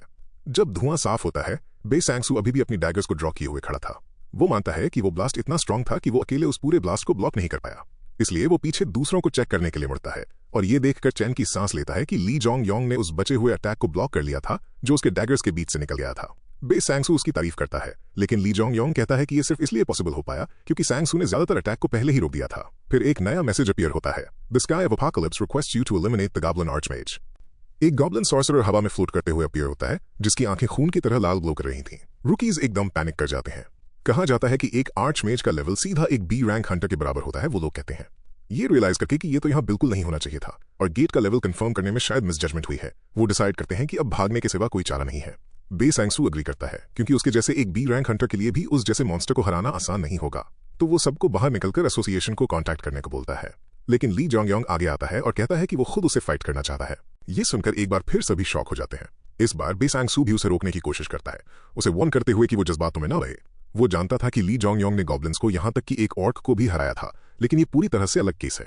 आर्चमेज ब्रूट फोर्स से नहीं, मैजिक से फाइट करता है और वो ऐसी स्पेल्स कास्ट कर सकता है जो किसी बी रैंक हंटर्स को ठीक से मैच कर सकें। लेकिन ली जोंग पहले से ये जानता था। इनफैक्ट उसे उस मॉन्स्टर, उसकी स्किल्स, एबिलिटीज और उसके पावर लेवल के बारे में सब कुछ पता था। यही वजह थी कि वो जानता था उसे हराना कैसे है। वो पॉइंट आउट करता है कि ट्यूटोरियल में जो मॉन्स्टर्स होते हैं वो नए हंटर्स के लिए होते हैं, इसलिए वो उससे फेस करने का एक चांस मांगता है। उसे इतना श्योर देखकर बे सांगसू ना चाहते हुए भी अग्री कर लेता है। हालांकि उसे समझ नहीं आ रहा था कि उसके अंदर ये कॉन्फिडेंस आखिर आ कहां से रहा है। फिर भी ली जोंग आगे बढ़ता है और फाइट शुरू होती है। एक साथ वो आर्चमेज अटैक करता है और उस पर फायरबॉल्स की बरसात कर देता है, लेकिन उन फायरबॉल्स का ली जोंग पर कोई असर नहीं होता, जो उन्हें इजीली हैंडल कर रहा था। बाकी लोग सोचते हैं कि एक रूकी इस तरह के अटैक्स को कैसे रोक सकता है, पर बे सांगसू एक्सप्लेन करता है कि उसने अटैक्स को ब्लॉक नहीं किया, उसने उन्हें अब्सॉर्ब कर लिया था। ये बात उन्हें और भी ज्यादा कंफ्यूज कर देती है। इस बीच फाइट के मिड में ली जोंग सीधा चार्ज करता है, लेकिन आर्चमेज तक पहुंचना आसान नहीं था। इससे पहले कि वो उसके पास पहुंच पाता, वो उसके सामने आग की एक ह्यूज वॉल खड़ी कर देता है जो उसे पूरी तरह से कट ऑफ कर देती है। देखने वाले सोचते हैं कि ली जोंग का उसके पास जाना अब लगभग होपलेस है। वो समझ जाते हैं कि गॉब्लिन अपने लॉन्ग रेंज मैजिक का यूज करके उससे डिस्टेंस मेंटेन किए हुए है, लेकिन यहाँ आर्चमेज ही वो था जो उसे अंडर एस्टिमेट कर रहा था। जैसे ही वो मॉन्स्टर दूर से एक शैतानी मुस्कान के साथ उसे देखता है, ली जोंग अपनी रूल ओवर फायर अथॉरिटी का यूज करके उन फ्लेम्स को कंट्रोल करता है और उन्हें आपस में अलग होने का ऑर्डर देता है। जैसे ही वो ऐसा करता है, उस वॉल में एक रास्ता खुल जाता है। बाय सांगसू अपनी आंखों पर विश्वास नहीं कर पा रहा था कि वो क्या देख रहा है। जबकि बाकी सब शॉक में देख रहे थे, ली जोंग उसे फिनिश करने के लिए अंदर चला जाता है। फायर के ऊपर अपना कंट्रोल यूज करते हुए वो फाइनली उस गैप को क्लोज कर लेता है, लेकिन आर्चमेज अभी भी उसे रेजिस्ट करने की कोशिश करता है। अपनी आखिरी कोशिश में वो एक बैरियर खड़ा करता है, पर इसका कोई फायदा नहीं होता। ली जोंग की स्ट्रेंथ के सामने वो बैरियर पल भर में टूट जाता है। वो एक के बाद एक तेज स्ट्राइक्स करता है और आर्चमेज को वहीं ढेर कर देता है। इसके साथ ही बैटल एंड हो जाती है और बाकी लोग बस शॉक में घूरते रह जाते हैं। क्या उसने सच में ये कर दिया, वो पूछते हैं, और फिर इस बात को आखिरकार एक्सेप्ट कर लेते हैं। फाइट के खत्म होने पर वो लोग उसे एक सुपर रुकी बुलाते हैं। अगले ही पल एक और मैसेज अपीयर होता है। The sky of apocalypse is impressed by your performance. For clearing the mission, the sky of apocalypse sponsors him. ये देखकर ली जोंग ऑफ गार्ड हो जाता है। फिर मैसेज पर शो होता है कि उसे अब एक अवतार समन करने का चांस मिला है। तो ली जोंग आखिरकार राहत की सांस लेता है और कहता है कि उसे आखिरकार वो मिल ही गया, वो दूसरी पावर जिसने डीमन किंग को इतना स्ट्रांग बनने में हेल्प की थी। बाद में हंटर एसोसिएशन में बे सांगसू प्रेसिडेंट से मिलता है, जो एक आई पैच लगाया हुआ बूढ़ा आदमी था। वहां प्रेसिडेंट पूछता है कि क्या ये मीटिंग उस अनयूजुअल इंसिडेंट के बारे में है जो बे सांगसू ने एक्सपीरियंस किया था। बे सांगसू इस बात को कंफर्म करता है। उसके अकॉर्डिंग ली जोंग शायद चीवू से भी कहीं ज्यादा इंप्रेसिव हो सकता है। एक नए रुकी की इतनी तारीफ सुनकर प्रेसिडेंट को रियलाइज होता है कि वो लड़का सच में कुछ स्पेशल ही होगा और पूछता है कि ली जोंग का पोटेंशियल आखिर कहां तक जा सकता है। बे सांगसू जवाब देता है कि शायद ये लड़का प्रेसिडेंट को उनका गोल अचीव करने में हेल्प कर सकता है, जिस बात से वो ओपनली खुश हो जाते हैं। फिर वो मून की तरफ देखकर कहते हैं कि वो इस लड़के से जल्द ही मिलना चाहेंगे। उसी दिन थोड़ा पहले जब ली जोंग और बाकी लोग डंजन से बाहर निकलते हैं, तो वो सियोंग जियू और किम से मिलता है। किम कहती है कि वो बहुत डर गई थी जब गेट ई रैंक से सीधा बी रैंक पर जंप हो गया था, लेकिन ली जोंग बिल्कुल ठीक ठाक लग रहा था। फिर सियोंग जियू पूछता है कि क्या उसे एसोसिएशन से कोई रिक्रूटमेंट ऑफर मिला। ली जोंग बस हाँ में सिर हिला देता है। एक फ्लैशबैक में जब वो अभी भी डंजन के अंदर ही थे, बे सांगसू ने उससे एसोसिएशन ज्वाइन करने को कहा था। ये सुनकर बाकी रुकी शॉक थे, लेकिन ली जोंग ने आगे से माफी मांगी और ऑफर ठुकरा दिया। वो कहता है कि अभी उसका किसी ग्रुप को ज्वाइन करने का कोई प्लान नहीं है। ये सुनने के बाद बे सांगसू काफी कंफ्यूज हो गया था, पर उसने आंसर एक्सेप्ट कर लिया था। अपने दिमाग में ली जोंग खुद को एक्सप्लेन करता है कि बे सांगसू को ज्वाइन करना उसे और फास्ट ग्रो करने में हेल्प जरूर करेगा, पर ऐसा करने पर वो अपने सीक्रेट्स छुपाकर नहीं रख पाएगा। इसके साथ ही एसोसिएशन में एक बहुत ही डेंजरस इंसान भी है। वो जानता था कि वो उस इंसान के साथ किसी भी चीज में इन्वॉल्व नहीं हो सकता और चाहे कुछ भी हो जाए उसे उससे मिलने से अवॉइड ही करना पड़ेगा। तभी उसके माइंड में प्रेसिडेंट की तस्वीर फ्लैश होती है। वापस प्रेजेंट में सियोंग जी उससे पूछता है कि उसे खाने में क्या पसंद है, और क्या बोले ये न समझ आने पर ली जोंग गलती से कप रामेन बोल देता है, लेकिन सियोंग जी तुरंत पूछता है कि क्या इसके बजाय उसे मीट पसंद है। ये सुनते ही ली जोंग के मुंह में पानी आ जाता है और वो ईगली हाँ बोलता है। तो सियोंग जी उसको एक जबरदस्त मीट फीस्ट की पार्टी देने के लिए अपने साथ खींच कर ले जाता है। उसी रात बाद में ली जोंग अपने रूम वापस आता है और एक लंबी सी शावर लेता है, अपने माइंड में चल रही चीजों को सॉर्ट आउट करते हुए। वो उन सब बातों के बारे में सोचता है जो आज हुई थी और खुद को याद दिलाता है कि वो सच में बहुत स्ट्रॉन्गर हो रहा है, उसकी एक्सपेक्टेशन से भी कहीं ज्यादा तेजी से। फिर वो अपना स्टेटस विंडो ओपन करता है और देखता है कि वो पहले से ही लेवल 11 पर पहुंच चुका है। ऊपर से द स्काई ऑफ अपोकैलिप्स ने उसे एक अवतार स्पॉन्सर करने को अलाउ कर दिया था। नॉर्मल हंटर्स अवतार समन नहीं कर सकते, यहां तक कि उन 12 हीरोज में भी बस कुछ ही ऐसा कर पाते थे। डीमन किंग की पावर की वजह से ली जोंग बोन ड्रैगन, बालरॉग और सर्बरस जैसे मॉन्स्टर्स को समन कर सकता है। वो ये भी सोचता है कि क्या उसे वही सेम समन्स मिलेंगे जो पुराने डीमन किंग के पास थे, क्योंकि अभी तक तो सब कुछ वैसे ही मैच कर रहा था। फिर भी वो अभी के अभी अपना अवतार बुलाने का डिसीजन लेता है और सिस्टम दोबारा उसे कंफर्मेशन मांगता है। वो लिखता है कि द स्काई ऑफ अपोकैलिप्स ने उसे एक चांस दिया है और पूछता है कि क्या वो इसे यूज करेगा, लेकिन ली जोंग ने तो पहले से डिसाइड कर ही लिया था। समन, वो कहता है, और एक ब्लू लाइट उसकी बॉडी को कवर कर लेती है, जबकि उसकी आंखें लाल शाइन करने लगती हैं। अगली सुबह जल्दी कोई ली जोंग से मिलने आता है। ये किम थी और वो वहां उसे कंग्रेचुलेट करने आई थी। वो उसे एक नए सुपर रुकी के बारे में न्यूज आर्टिकल दिखाती है, एक सी रैंक जिसने बी रैंक गेट में एंटर करके बॉस को अकेले हरा दिया था। ये आर्टिकल पढ़कर ली जोंग योंग अनईजी हो जाता है। भले ही इसमें उसका नाम छुपा हुआ था, पर उसे पक्का पता था कि गिल्ड और एसोसिएशन के हायर अप्स को पहले से ही पता चल चुका होगा कि ये वही है। किम अचानक पूछती है कि उसने उन्हें या सियोंग जियू को कभी इसके बारे में बताया क्यों नहीं। हंटर्स आजकल किसी भी सेलिब्रिटी से भी बड़े होते हैं, लेकिन ली जोंग योंग को उन सबसे अभी भी कोई मतलब नहीं था। इसलिए वो उसके सवाल को साइड करते हुए कहता है कि उसे अपने एजेंट से एक फेवर चाहिए। वो डंजन रेड स्टार्ट करना चाहता है। जल्द ही ली जोंग योंग वापस डंजन के अंदर था, इजिली गॉब्लिन्स को गाजर मूली की तरह काट रहा था। इस पॉइंट पर वो बेसिकली उन्हें धोखे से बुली ही कर रहा था। यहां तक कि जो बॉस गॉब्लिन्स अपीयर हुए वो भी उसे रोक नहीं पाए। वो उन्हें पूरी तरह से वाइप आउट कर देता है और काफी सारे लेवल्स गेन कर लेता है। ऊपर से वो उस डंजन को क्लियर भी कर देता है, लेकिन ली जोंग योंग अभी भी खुश नहीं लग रहा था। बॉस को मारने और गेट क्लियर करने के बाद भी कुछ भी नहीं हुआ। वो जोर से चिल्लाता है, पूछता है कि वो इस चीज को आखिर यूज कैसे करे, और तभी हमें फाइनली देखने को मिलता है कि उसने क्या समन किया था, एक सोल कलेक्टिंग स्केलेटन। लेकिन अभी के लिए इसे रिवाइव नहीं किया जा सकता क्योंकि इसके पास कोई सोल नहीं है। ली जोंग योंग एक्सप्लेन करता है कि एवेटार स्ट्रॉन्ग और यूनिक पावर्स यूज कर सकते हैं, पर उनके पास सोल्स नहीं होती। उसने सोचा था कि उसे बस एक मॉन्स्टर की सोल चाहिए होगी, पर ये इतना सिंपल नहीं निकला। अपना गोल पूरा करने में फेल होने के बाद वो उस गेट से निकलता है जहां जिन उसे ग्रीट करता है। जिन उसे उसका 4th डंजन रेड क्लियर करने पर कंग्रेचुलेट करता है और पूछता है कि क्या वो कोई ड्रॉप्स या आइटम सेल करना चाहता है। अगर ऐसी बात है तो जिन उसे हैंडल कर सकता है। ली जोंग योंग अपनी इन्वेंट्री से कई सारे सोर्ड्स निकालता है और जिन कहता है कि इनके सेल होते ही उसे उसके पैसे दे दिए जाएंगे। फिर ली जोंग योंग पूछता है कि क्या जिन ने कोई दूसरा डंजन बुक किया, लेकिन जिन बताता है कि अभी कोई अच्छे डंजन अवेलेबल ही नहीं है। वो एक्सप्लेन करता है कि एक गिल्ड काफी तेजी से एक्सपैंड हो रही है और उन्होंने एक साथ 20 से ज्यादा लो रैंक डंजन्स बुक कर लिए हैं, जिसकी वजह से ये शॉर्टेज हुई है। ये सुनकर ली जोंग योंग शॉक हो जाता है और जिन आगे कहता है एसोसिएशन नॉर्मली ऐसी चीज अलाउ नहीं करती, लेकिन इस बार उन्होंने एक एक्सेप्शन बनाई क्योंकि वो गेट्स पहले ही क्लियर हो चुके थे। तभी ली जोंग योंग को अचानक कुछ समझ आता है और वो जिन को पकड़कर पूछता है कि क्या वो गिल्ड मास्टर चॉय योंग संग का बेटा है। जिन कहता है हाँ, वो नॉर्थ आर्मी गिल्ड चलाता है और ली जोंग योंग के उस स्पॉट को लेने से पहले वही सुपर रुकी हुआ करता था। ये सुनकर ली जोंग योंग के अंदर एक ठंडक सी दौड़ जाती है। उसे पता था कि आगे क्या आने वाला है। वो आदमी उन 12 हीरोज के अंडर राइज होगा और एक रूथलेस किलर और टायरेंट बनेगा, द वॉकिंग गंथर। उसकी आंखें एकदम ब्लैंक हो जाती हैं जब वो कहता है कि अब वो लोग फाइनली मिलने वाले हैं। एक रेनी डे के फ्लैशबैक में गुंथर अपने राइट्स के लिए प्रोटेस्ट कर रही एक भारी भीड़ के ऊपर खड़ा होता है। क्लियरली चिढ़ते हुए उसका एक आदमी कहता है कि प्रोटेस्ट वायलेंट हो रहा है, पर गुंथर को इसकी कोई परवाह नहीं थी। उसके लिए वो नॉर्मल लोग जो हंटर्स नहीं है, वो बस कीड़े मकोड़े हैं, ऐसी चींटियां जो उनके घर छीन लेने के बाद कहीं और जाकर रह सकती हैं। वो पूछता है कि आखिर किसी को इन जैसी गिरी हुई चींटियों की परवाह क्यों करनी चाहिए। उसके हिसाब से उन्हें तो शुक्र मनाना चाहिए कि वो उन्हें जिंदा छोड़ रहा है। फिर वो अपनी स्वॉर्ड और लाइटनिंग मैजिक में पावर गैदर करता है और एक ऐसा स्टॉर्म बुलाता है जो उन सभी प्रोटेस्टर्स का नामो निशान मिटा देता है। प्रेजेंट में वापस आकर ली जोंग योंग याद करता है कि उस इंसिडेंट ने उसके गांव की आधी पॉपुलेशन को खत्म कर दिया था। उस मेमोरी से हिलने के बाद वो सिटी में चलकर जा रहा था जब उसे किसी के हेल्प के लिए चिल्लाने की आवाज आती है। तो वो चेक करने के लिए उस तरफ जाता है और देखता है कि 2 यंग गुंडे एक बूढ़े आदमी को बुली कर रहे थे। जबकि वो आदमी हेल्प के लिए भीख मांग रहा था, वो उसे हरास करते रहते हैं और उसके ठेले को लात मारते हैं। ली जोंग योंग बीच में आता है। ये देखकर वो थग्स उसे वहां से दफा होने को कहते हैं और उसे डराने के लिए अपना थोड़ा ऑरा रिलीज करते हैं, पर ली जोंग योंग अपनी जगह से हिलता तक नहीं। वो अपना खुद का ऑरा बाहर निकालता है और ये क्लियर कर देता है कि वो भी एक हंटर है। फिर वो पूछता है कि आखिर क्या हुआ, तो वो लोग क्लेम करते हैं कि उस बूढ़े आदमी ने उन्हें अपने कार्ड से टक्कर मारी और वो बस मुआवजा मांग रहे हैं। पर वो बूढ़ा आदमी कहता है ये झूठ है, इन्होंने ही मेरे कार्ड को लात मारी थी और मुझे धमकाना शुरू कर दिया था। ली जोंग योंग पूछता है कि उन्होंने ऐसा क्यों किया, लेकिन वो थग्स अभी भी वहां से जाने को तैयार नहीं थे। एक बंदा करते हुए कहता है कि एज अ हंटर जो कोई भी उसे परेशान करता है वो उसे अपना दुश्मन मानता है, इसलिए उसने बूढ़े आदमी का कार्ड तोड़ दिया। और ली जोंग योंग को वार्न करता है कि वो ये भी डिसाइड कर सकता है कि ली ने उस पर अटैक किया है। बेसिकली वो बस फाइट करने का बहाना ढूंढ रहे थे, पर ली जोंग योंग डरा नहीं था। वो कहता है कि ये बहुत हो चुका और उन्हें वहां से निकलने को बोलता है। अगर तुम लोग अभी चले जाओ तो मैं इस बात को यहीं छोड़ दूंगा क्योंकि तुमने अभी तक इस बूढ़े आदमी को डायरेक्टली हर्ट नहीं किया है। वो उन्हें प्रेशर करने की कोशिश करते हुए कहता है, पर इससे चीजें और भी बुरी हो जाती हैं। एक थग ये पूछते हुए उस पर चार्ज करता है कि ली जोंग योंग खुद को समझता क्या है जो उन्हें ऑर्डर्स दे रहा है। ली जोंग योंग उसे एक ही मूव में जमीन पर गिरा देता है। फिर दूसरा वाला डैगर निकालता है और उसे स्टैप करने की कोशिश करता है। वो ये क्लेम तक करता है कि वो ली जोंग योंग से ऊपर है, पर वो उस सुपर रुकी के आगे कुछ भी नहीं था। एक ही पल बाद दोनों थग जमीन पर गिरे हुए थे और ये पूरा तमाशा वहीं खत्म हो जाता है। बाद में ली जोंग योंग किम को कॉल करता है और उन्हें अरेस्ट करवा देता है। किम सही काम करने के लिए उसकी तारीफ करती है और कहती है कि उसने सिचुएशन अच्छे से हैंडल की, लेकिन वो कहता है कि ये तो नॉर्मल सी बात है। किसी सिविलियन को चोट पहुंचाना किसी भी हंटर के लिए एक बहुत बड़ा क्राइम है। फिर भी ली जोंग योंग को उस बूढ़े आदमी की चिंता होती है, ये सोचते हुए कि वो गुंडे या उनका ग्रुप शायद बदला लेने वापस आ जाए। किम उसे अश्योर करती है कि एसोसिएशन उस बूढ़े आदमी पर नजर रखेगी, इसलिए ऐसा कुछ नहीं होगा।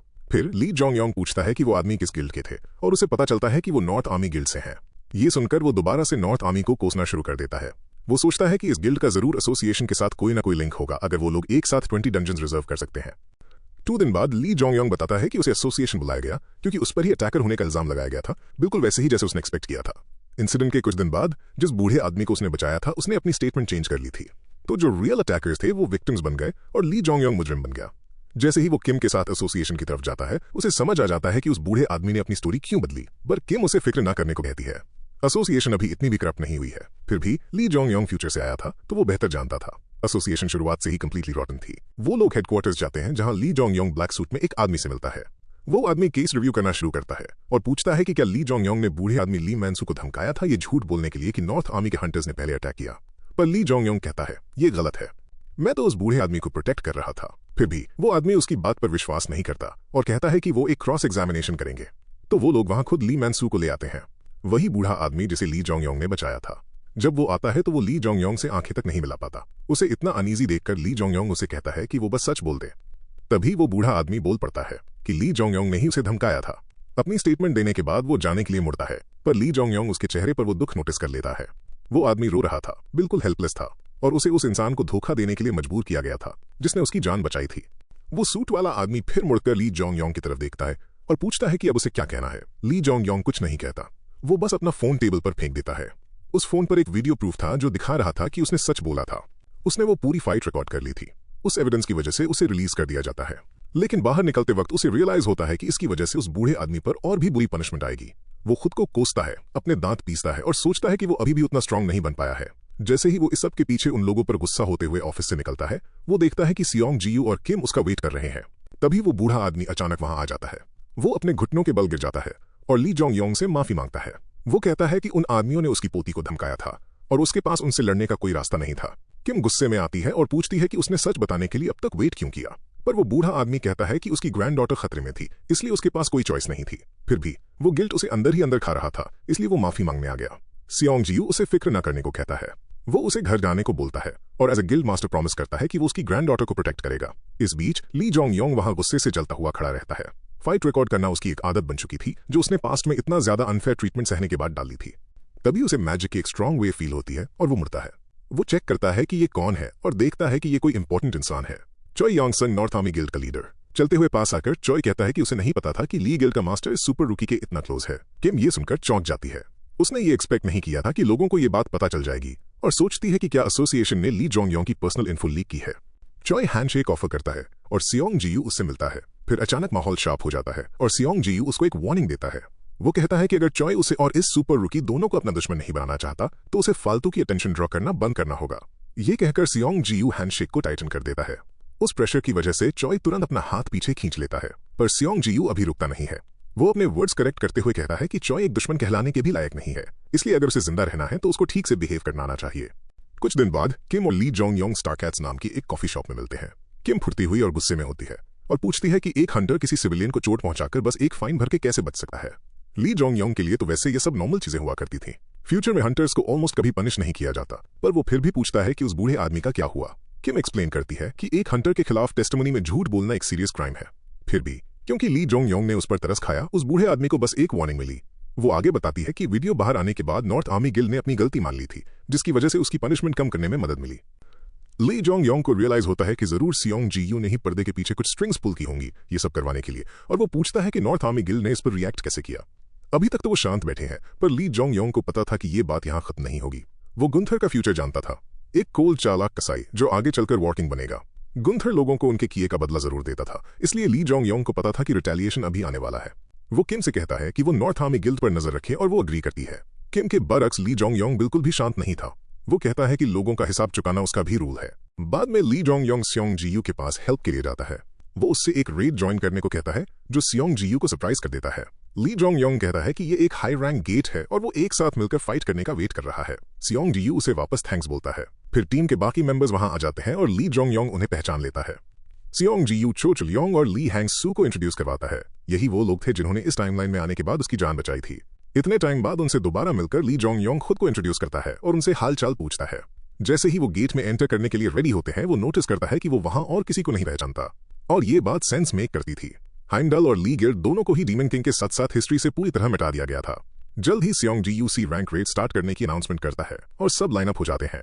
कहीं और नॉर्थ आर्मी गिल्ड के हेडक्वार्टर्स में वाइस गिल्ड मास्टर चो यांगसू गुस्से में आग बबूला हो रहा था।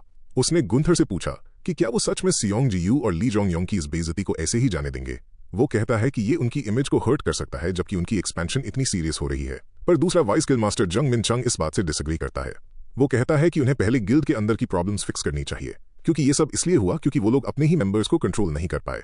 यांगसू ये सब सुनने को तैयार ही नहीं था। वो जिद करता है कि उनके मेंबर्स ने कुछ गलत नहीं किया और कहता है कि नॉर्मल लोग तो बस कीड़े मकोड़े हैं जो पैरासाइट्स की तरह हंटर्स के टुकड़ों पर पलते हैं, तो फिर उन्हें उस कचरे के सामने झुककर माफी क्यों मांगनी चाहिए। जंग मिन चंग ये सुनकर गुस्से से भड़क उठता है और पूछता है कि यांगसू का आखिर मतलब क्या है। चलो कम से कम उन पागलों की टोली में एक दिमाग वाला इंसान तो दिखा। पर यांगसू इसे एक चैलेंज की तरह लेता है और फाइट करने के लिए खड़ा हो जाता है। मिन चंग भी खड़ा हो जाता है और दोनों एक दूसरे को घूरने लगते हैं। इससे पहले कि कुछ शुरू हो, गुंथर उन्हें रुकने का ऑर्डर देता है। ऊपर से वो यांगसू की साइड लेता है और कहता है कि उनकी गिल्ड के रास्ते में आने के लिए ली जोंग योंग को इसकी पूरी कीमत चुकानी पड़ेगी। फिर भी वो उस वक्त ली जोंग योंग के बारे में थोड़ा क्यूरियस लगता है। गुंथर कहता है कि वो बहुत जल्दी अपना स्टेज सेट करेगा और नॉर्थ आर्मी गिल्ड को वेट करने, अपनी स्किल्स शार्प करने और न हारने को कहता है। और मिन चंग बस स्पीचलेस और कंफ्यूज रह जाता है। शायद मिस्टर नाइट ने गलत गिल्ड ज्वाइन कर ली थी। उन्हें अभी तक अपनी साइड स्विच कर लेनी चाहिए थी। वापस सी रैंक गेट पर सियोंग जीयू और उसकी टीम ट्रैप्स क्लियर करके आगे बढ़ते हैं। थोड़ी ही देर बाद उनका सामना मॉन्स्टर्स के एक झुंड से होता है और ली गिल्ड अटैक करती है। प्रोस को फाइट करता देख ली जोंग योंग इस बात से अमेज हो जाता है कि वो सिर्फ उन्हें ऑब्जर्व करके ही कितना कुछ सीख सकता है। एंड में सियोंग जीयू एक सिंगल पावरफुल स्लैश से उस बैटल को फिनिश करता है और ली जोंग योंग उसकी स्किल की तारीफ करता है। वो अपनी रिक्वेस्ट मानने के लिए सियोंग जीयू को थैंक्स भी बोलता है, पर वो पहले से जानता था कि उसे असल में क्या चाहिए था। ली जोंग योंग बस उसे और उसकी गिल्ड को एक्शन में देखना चाहता था। तभी चो चू योंग बीच में बोल पड़ता है। वो कहता है कि वो लोग भी इस सुपर रुकी को फाइट करते देखना चाहते हैं और ली जोंग योंग अग्री कर लेता है, क्योंकि उसे सियोंग जीयू से अपनी रियल पावर छुपाने की कोई जरूरत नहीं थी। वो पावर अप होता है और सामने से आते हुए ऑर्क्स के लिए रेडी हो जाता है। जिस मोमेंट वो अपनी अथॉरिटी ओवर फायर यूज करता है, चुल योंग और हैंगसू बिल्कुल शॉक्ड रह जाते हैं। इस सुपर रुकी के पास पहले से ही एक हाई लेवल स्किल थी और वो इसे बिना इसका नाम बोले यूज कर सकता था। वो लोग अपनी आंखों देखी बात को प्रोसेस भी नहीं कर पा रहे थे। इस बीच ली जोंग योंग अपने दुश्मनों को आसानी से चीर कर रख देता है। उसे देखते हुए सियोंग जीयू तुरंत ही सच समझ जाता है। ये जलती हुई शील्ड और स्पीयर कोई स्किल्स नहीं है, ये एक अथॉरिटी है। बॉस ढेर हो जाता है और एक मैसेज आता है, you have cleared the goblin मेज गेट। पर बस इतना ही नहीं, एक और मैसेज पॉपअप होता है, the sky of apocalypse sponsors you. उसके स्टैट्स थोड़े और बढ़ जाते हैं और रेड खत्म होने पर पूरी टीम गेट छोड़ देती है। बाहर आने पर चुलयोंग और हैंगसू उस सुपर रुकी की तारीफ करते हैं, यहां तक कि वो ये भी कहते हैं कि वो पहले ही उनके गिल्ड लीडर के लेवल के करीब हो सकता है। फिर कुछ मेंबर्स कंप्लेन करते हुए पूछते हैं कि सियोंग जीयू ने अभी तक इतने टैलेंटेड बंदे को रिक्रूट क्यों नहीं किया। सियोंग जीयू सिर्फ एक छोटी सी स्मर्क देता है। वो कहता है कि उसका ऑफर अभी भी खुला है और ली जोंग योंग को बताता है कि उसकी गिल्ड स्ट्रांग है और उसे और ज्यादा ग्रो करने में हेल्प कर सकती है। वो उसे एक वार्निंग भी देता है, आगे का रास्ता बहुत खतरनाक होने वाला है और अपने साथ एक पावरफुल गिल्ड होने से उसकी बहुत हेल्प होगी। ली जोंग योंग सोचता है कि सियोंग जीयू ने बिल्कुल सही बात बोली। एक सेकंड के लिए उसे लगता है कि क्या उसके सेवियर ने किसी तरह उसके गोल्स फिगर आउट कर लिए हैं, पर फ्यूचर के बारे में वो जो भी जानता था उसके मुताबिक हाइमदल फ्यूचर नहीं देख सकता। सियोंग जीयू आगे कहता है कि नॉर्थ आर्मी गिल्ड शांत नहीं बैठेगी, वो ली जोंग योंग के पीछे आएंगे, पर अगर वो ली गिल्ड ज्वाइन करता है तो वो लोग उसको हाथ तक नहीं लगा पाएंगे। फिर सियोंग जीयू एक बड़ा दाव खेलेगा, अपना हाथ आगे बढ़ाता है और ली जोंग योंग को ली गिल्ड ज्वाइन करने को बोलता है। वो उसको सीधा वाइस गिल्ड मास्टर का स्पॉट तक ऑफर कर देता है। बाकी सारे मेंबर्स ये सुनकर शॉक्ड रह जाते हैं, स्पेशली ली जोंग योंग। भले ही वो इस चीज के लिए ग्रेटफुल था, पर वो ऑफर रिजेक्ट कर देता है। उसका चेहरा थोड़ा मायूस लगता है और वो सियोंग जीयू से आंखें नहीं मिला पाता, पर सियोंग जीयू से ऐसा ना करने को कहता है। वो पहले से ही जानता था कि ली जोंग योंग किसी बहुत बड़ी चीज की तरफ एम कर रहा है। तभी ली जोंग योंग को एक मैसेज आता है। वो अपना फोन चेक करता है और देखता है कि ये एसोसिएशन की तरफ से था, जो जल्द ही उसकी सपोर्ट मांग रहे थे। उन्हें नॉर्थ आर्मी गिल्ड के बाहर 100 हंटर्स की जरूरत थी। इसका बड़ा स्केल देखते हुए वो गेस करता है कि सिर्फ नॉर्थ आर्मी ही नहीं बल्कि दूसरी गिल्ड्स भी जरूर ज्वाइन कर रही होंगी। ये देखकर ली जोंग योंग सोचने लगता है कि क्या चो यांगसू ने पहले ही एसोसिएशन में घुसकर उन्हें अपने इशारों पर नचाना शुरू कर दिया है। उसी रात जंग मिनचंग अपनी गिल्ड के हेडक्वार्टर्स में बैठा होता है। फ्रस्ट्रेटेड होकर वो अपना मुक्का टेबल पर मारता है और सोचता है कि आखिर ये सब गलत होना कब से शुरू हुआ। वो उन दिनों को याद करता है जब उसके बचपन का दोस्त चो यांगसू और उसका भाई चो योंगसंग बदलना शुरू हुए थे और उसे एग्जैक्टली पता था कि ये कब शुरू हुआ। जब वो उस आदमी से मिले थे, यांगसू पहले थोड़ा सख्त था पर दिल का अच्छा था, पर अब वो नॉर्मल लोगों को जानवरों के अलावा और कुछ नहीं समझता था। और गुंथर तो ऐसे बिहेव करता है जैसे बाकी सब, चाहे हंटर हो या ना हो, उसके पैरों की धूल हो। और अब वो लोग मर्डर तक गिर चुके थे। ली जोंग योंग को सिर्फ इसलिए मारने की कोशिश करना क्योंकि उसने नॉर्थ आर्मी गिल्ड के सामने आवाज उठाई थी। उसके लिए कोई भी समझदार इंसान ऐसे बिहेव नहीं करता। उसे लगने लगा था कि नॉर्थ आर्मी गिल्ड पहले ही बिखर रही है, पर वो अभी भी अपने दोस्तों को ऐसे पीछे नहीं छोड़ सकता था। तभी मोबिलाइजेशन अलर्ट आता है, जो उसे एक बहुत बड़े सवाल का सामना करने के लिए मजबूर कर देता है, जस्टिस या फ्रेंडशिप। उसे अपना जवाब पहले से पता था, इसलिए एक खाली वेयरहाउस में वो ली जोंग योंग को कॉल करता है और उसे अकेले मिलने को कहता है। ली जोंग योंग अग्री कर लेता है। जब ली जोंग योंग खुद को इंट्रोड्यूस करता है तो मिन चांग अपना नाम बताने की जहमत तक नहीं उठाता।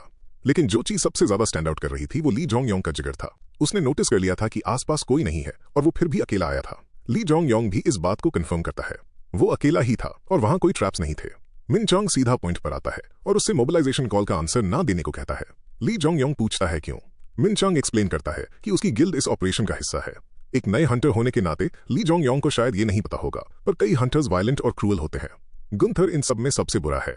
वो इतना डेंजरस है कि रोड पर उसे अचानक से मिल जाना ही अपने आप में बहुत बुरा है। गेट के अंदर तो वो और भी ज्यादा खतरनाक हो जाएगा। अगर उसे ये सब पहले से पता था तो वो ऐसी गिल्ड में रुक ही क्यों रहा है। पर ली जोंग योंग ऐसी वार्निंग्स को लाइटली नहीं लेता, तो उसे रेड इसलिए स्किप करनी चाहिए क्योंकि गुंथर उस पर अटैक कर सकता है। मिन चांग के वर्ड्स को रिपीट करते हुए वो पूछता है कि क्या नॉर्थ आर्मी गिल्ड एक कियोस गिल्ड है। ज्यादातर स्पॉन्सर्स गुड गॉड्स होते हैं, पर कुछ बहुत विशियस और ईविल होते हैं। उनके दिए गए मिशंस में मर्डर या मास किलिंग तक शामिल हो सकती है। ऐसी बींग्स को सर्व करने वाले हंटर से बनी गिल्ड्स को कियोस गिल्ड्स कहा जाता है। मिन चांग इस बात से इनकार करने की कोशिश करता है, पर यह काम नहीं करता। ली जोंग योंग कहता है कि अगर ये सच नहीं होता तो मिन चांग के पास उसे वार्न करने का कोई रीजन ही ना होता। और जिस बेरहमी से गिल्ड ने उसके साथ ट्रीट किया है, उसे पक्का पता था कि मिन चांग ऑनेस्टली इस बात को झुठला नहीं सकता। अपनी गिल्ड की बार बार इंसल्ट सुनकर मिन चांग का दिमाग खराब हो जाता है और वो अपना वेपन निकाल लेता है। वो ली जोंग योंग को उसकी गिल्ड का और मजाक न उड़ाने की वार्निंग देता है, पर ली जोंग योंग अपना वेपन रेडी करते हुए जवाब देता है। मिन चांग किसी और से बेहतर जानता है कि नॉर्थ आर्मी गिल्ड तब से सड़ चुकी है जब से चो यांग सू और गुंथर बदल गए थे। फिर वो एक रियल क्वेश्चन पूछता है, वो आदमी आखिर है कौन। मिन चांग इस बात से पूरी तरह दंग रह जाता है। थोड़ी ही देर बाद वो वेयरहाउस से निकल जाता है, ये सोचते हुए कि ली जोंग योंग कितनी तेजी से ग्रो हुआ है। उस बंदे ने बस 1 महीने पहले ही अवेकन किया था, फिर भी वो अभी से एक ए रैंक हंटर को टक्कर दे सकता था।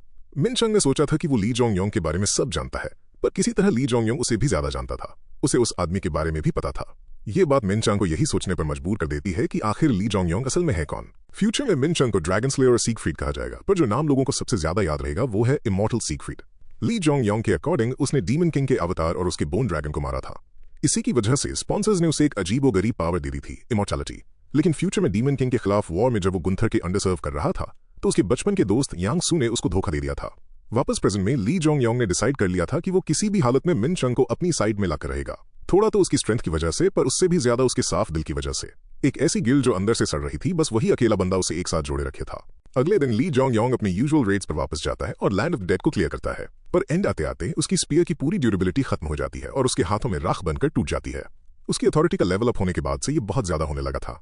नॉर्मल वेपन्स उसकी पावर को झेल ही नहीं पाते थे, इसलिए उस मोबिलाइजेशन के शुरू होने से पहले उसके पास करने को एक और काम था, एक नया वेपन लाना। वो सिटी की तरफ जाता है और एक ब्लैकस्मिथ की शॉप पर विजिट करता है। वो जगह देखकर लगता था जैसे वो किसी पुराने मिडिल एजेस में आ गया हो। अंदर वो एक रेड हेयर वाले यंग स्मिथ को देखता है जो बस अपने काम में फोकस था। वो लड़का उसे कहता है कि जब तक उसका काम खत्म ना हो वो वेट करे। मेटल पर हथौड़ा मारते देख ली जोंग योंग अमेज रह जाता है। उसने कभी एक्सपेक्ट नहीं किया था कि वो इस आदमी से इतनी जल्दी मिलेगा। ये उन हंटर्स में से एक है जो ड्वार्फ बन गए थे। The future greatest blacksmith Park Ji Hyun. 4 घंटे बाद वो फ्यूचर लेजेंड फाइनली अपना काम फिनिश करता है। वो अपने विजिटर को नोटिस करता है और पूछता है कि वो कौन है।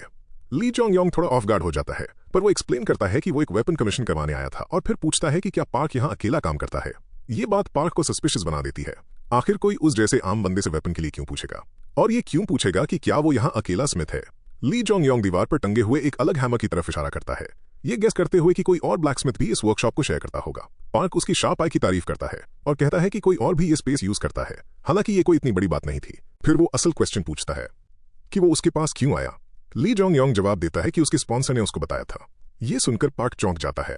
एक स्पॉन्सर ने उसे डायरेक्टली यहाँ गाइड किया था। उसे इस बात पर मुश्किल से ही विश्वास हो रहा था, पर ली जोंग योंग जानता था कि पार्क को विश्वास करना ही पड़ेगा, क्योंकि डीमन किंग की ऑटोबायोग्राफी के हिसाब से पार्क को भी उसके स्पॉन्सर से डायरेक्ट गाइडेंस मिल रही थी। उस बुक में यह भी लिखा था कि पार्क जी ह्यून ने एक बार डीमन किंग के लिए भी वेपन्स फोर्ज किए थे।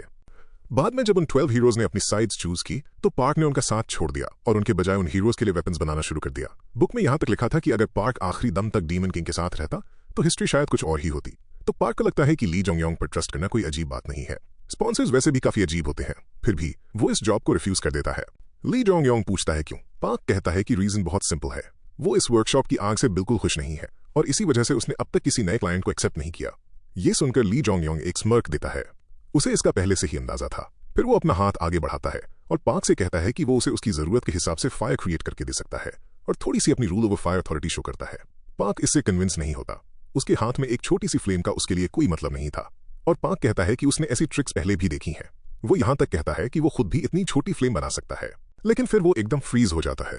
ली जोंग योंग अपनी पावर को और आगे पुश करता है, एक ब्लू फ्लेम प्रोड्यूस करते हुए जो इतनी गर्म थी कि वो सब कुछ बदल सकती थी। स्टंट होकर पार्क पूछता है कि उसने ये कैसे किया। ली जोंग योंग कहता है कि वो सिर्फ फायर को यूज नहीं करता, वो उस पर रूल करता है। एब्सोल्युटली। बस फिर क्या था, पार्क खुशी खुशी इस जॉब को एक्सेप्ट कर लेता है और एक हफ्ते बाद वेपन तैयार हो जाता है। जब ली जोंग योंग वापस आता है तो एक मैसिव और खतरनाक स्पीयर उसका वेट कर रही थी। ये बिल्कुल एक ऐसे वेपन की तरह लग रही थी जो किसी डीमन किंग के लिए बनाया गया हो। और यहां तक कि वो खुद इसकी प्रेजेंस से इंप्रेस हो जाता है। पार्क कहता है कि वो ली जोंग योंग की रिक्वायर्ड शील्ड तो अकेले नहीं बना सका, पर उसने स्पीयर को फॉर्ज किया और उसे वो सारी फायर बेस्ड एबिलिटीज दे दी जो ली जोंग योंग ने उससे मांगी थी। वो ऐड करता है कि अभी के लिए ये उसकी लिमिट है, और उसकी ये लिमिट भी किसी नॉर्मल हंटर के सोचने से कहीं ज्यादा ऊपर थी। अपने स्टेटस कार्ड को चेक करके ली जोंग योंग देखता है कि ये एक यूनिक रैंक वेपन है। मॉन्स्टर्स यूजुअली सिर्फ नॉर्मल से लेकर रेयर गियर ही ड्रॉप करते हैं, और इवन फेमस ब्लैकस्मिथ्स भी ज्यादा से ज्यादा सुपर रेयर गियर तक ही बना पाते हैं। यूनिक रैंक तक पहुंचना लगभग नामुमकिन है जब तक कि कोई स्पॉन्सर डायरेक्टली उस वेपन को हाथ में ना थमाए। ऊपर से ये स्पीयर स्ट्रॉन्गर भी ग्रो कर सकती है, जिसका मतलब है कि शायद उसे आगे किसी और वेपन की जरूरत ही ना पड़े। जब ये स्पीयर बिल्कुल परफेक्ट लगने लगती है, पार्क कहता है कि ये अभी भी फिनिश नहीं हुई है। उसका यूजुअल पार्टनर अभी उसके साथ नहीं है, इसलिए वो ली जोंग योंग को बाद में वापस आने को कहता है। अगर वो कभी कभी इस वेपन को उसके पास लाता रहेगा तो पार्क इस स्पीयर को और भी स्ट्रॉन्ग बनाता रहेगा। ली जोंग योंग उसे थैंक्स बोलता है और बो करता है, फ्यूचर में दोबारा उसके साथ काम करने के लिए एक्साइट होते हुए। फिर पार्क किसी और चीज को नोटिस करता है, वो सोल कलेक्टिंग अवतार।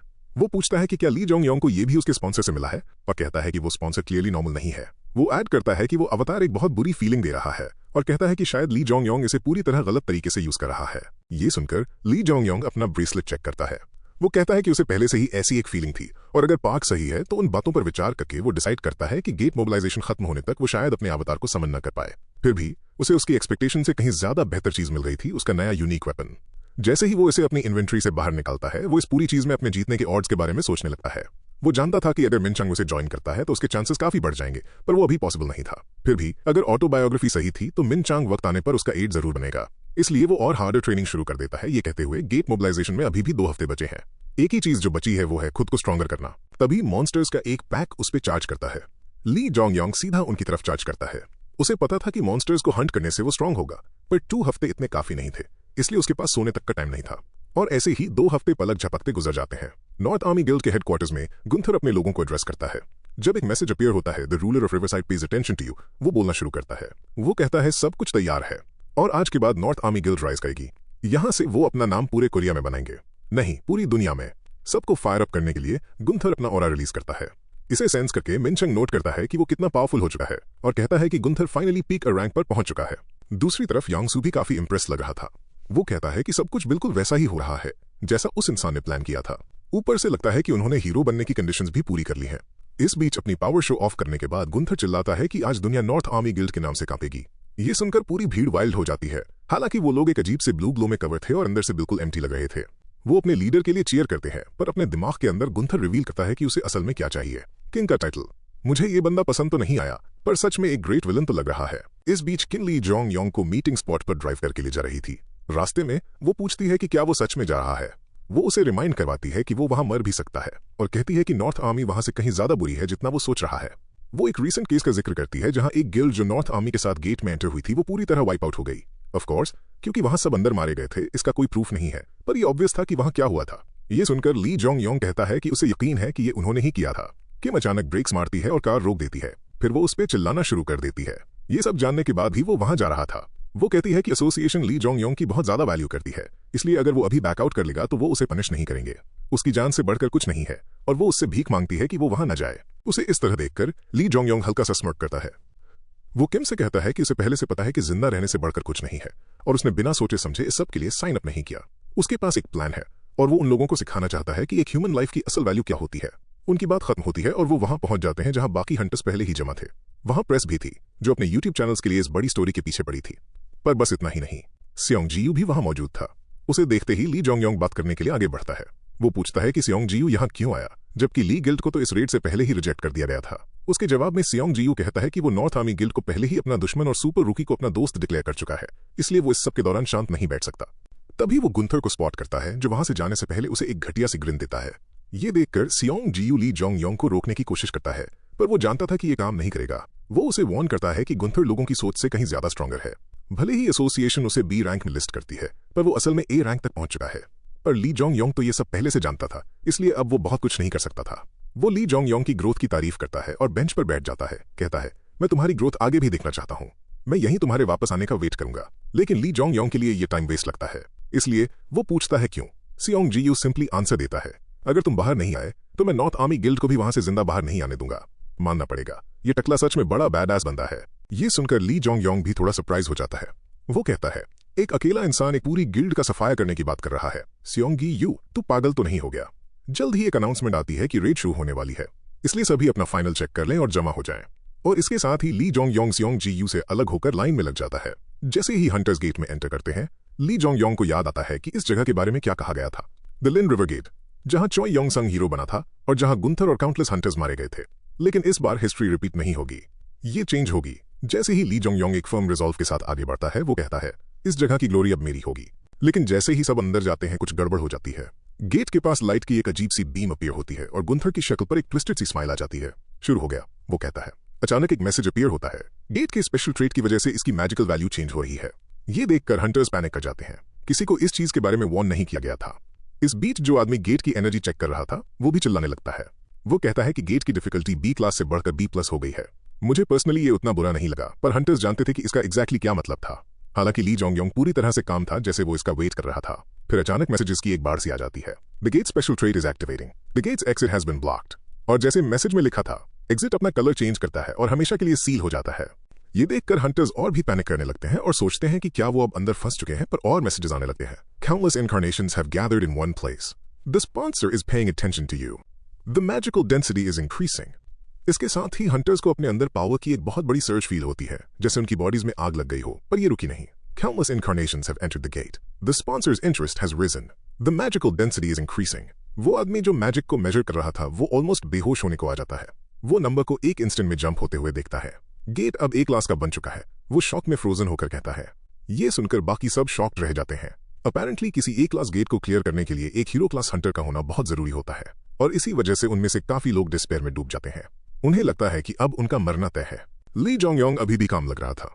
वो सोचता है कि उनका ये रिएक्शन बनता है। ये जगह उनकी कब्र बनने वाली थी। थोड़ा हार्श था, पर यही सच था। वो गुंथर, यांगसू और मिनचंग को भी देखता है। वो लोग भी काम थे, जिससे ली जोंग योंग को कंफर्म हो जाता है कि उन्हें पहले से पता था कि ये सब होने वाला है। और ये कोई सरप्राइज नहीं था, क्योंकि ये स्टेज उनके लिए ही तो बनाया गया था। आखिरकार एक मैसेज आता है कि वेव जल्दी शुरू होने वाली है। गुंथर आगे आता है और सबको शांत होने को कहता है। वो कहता है कि वो उनका कंफ्यूजन समझ सकता है और वो डिफिकल्टी में इस अचानक जंप की वजह से खुद भी हिला हुआ है। पर जरूरी बात यह है कि डिस्पेयर के आगे न झुकें। उन्हें सर्वाइव करना होगा। मैं नॉर्थ आर्मी गिल्ड का चो योंग संग तुम्हारे साथ इस गेट को क्लियर करूंगा, वो डिक्लेयर करता है। फिर एक ऑमिनस सा मैसेज आता है। Ruler of the riverside is attempting to dominate the riverside. एक साथ ही सब हंटर्स दोबारा से ब्लू ग्लो करने लगते हैं। उनकी आंखें एम्प्टी हो जाती हैं, पर वो फिर भी गुंथर की उस फेक स्पीच को सपोर्ट करते हुए चिल्लाने लगते हैं। वो लोग कहते हैं कि सर्वाइवल सबसे पहले है और अटैक के लिए प्रिपेयर करने लगते हैं। ये सब गुंथर की अथॉरिटी, रूल ओवर रिवरसाइड का असर था। इस अथॉरिटी से उसकी लीडरशिप उस स्पेसिफिक एरिया में 3 टाइम्स स्ट्रांग हो जाती थी। उसके साथ साथ उसके फॉलोअर्स को उसके ऑर्डर्स ब्लाइंडली मानने पर मजबूर किया जा सकता था। पर तभी कुछ ऐसा होता है जो गुंथर ने एक्सपेक्ट नहीं किया था। द स्काई ऑफ अपोकलिप्स का इन्फ्लुएंस उस फोर्स्ड इंसाइटमेंट को रेजिस्ट कर देता है। स्काई ऑफ अपोकलिप्स की वजह से ली जोंग योंग का माइंड बिल्कुल क्लियर रहता है, जबकि बाकी सारे लोग गुंथर की मैनिपुलेशन का शिकार हो चुके थे। फिर भी ये पहली बार था जब उसने किसी की अथॉरिटी को ऐसे काम करते देखा था, और वो हैरान था कि गुंथर कितनी आसानी से एक साथ इतने लोगों को भड़का सकता था। जब गुंथर और उसके खास आदमी पीछे ही खड़े रहते हैं, यांगसू पूछता है कि क्या उन्हें फाइट ज्वाइन करनी चाहिए। गुंथर सीधा मना कर देता है। उसके उस मिस्टीरियस एलाई ने उसे वार्न किया था कि इस गेट की वेव्स काफी लंबे टाइम तक चलेंगी, इसलिए उन्हें नॉर्थ आर्मी गिल्ड की स्ट्रेंथ को बचाकर रखना होगा। अपने भाई की ये बात सुनकर यांगसू तक शॉक रह जाता है, पर गुंथर आगे बोलता रहता है और कहता है कि वो अपने प्लान के साथ ही जाएंगे। वो गिल्ड की रियल स्ट्रेंथ को प्रोटेक्ट करेंगे और रेड ज्वाइन करने वाले बाकी बेवकूफों को सैक्रिफाइस होने देंगे। ये बात यांगसू को अंदर ही अंदर अनईजी कर देती है। क्या उसका भाई सच में उन सभी को मरने देगा? पूरी तरह नहीं। गुंथर चाहता है कि कुछ लोग सर्वाइव करें, ताकि बाहर निकलकर वो इस हीरो वाली कहानी को पूरी दुनिया में फैला सके। वो अपना ऑर्डर रिपीट करता है। पूरी नॉर्थ आर्मी गिल्ड अपनी स्ट्रेंथ को बचा के रखेगी जब तक वो कुछ और ऑर्डर न दे। यांगसू अभी भी कन्विंस नहीं था। वो पॉइंट आउट करता है कि गुंथर का ये इन्फ्लुएंस लोगों को हमेशा के लिए बेवकूफ नहीं बना पाएगा।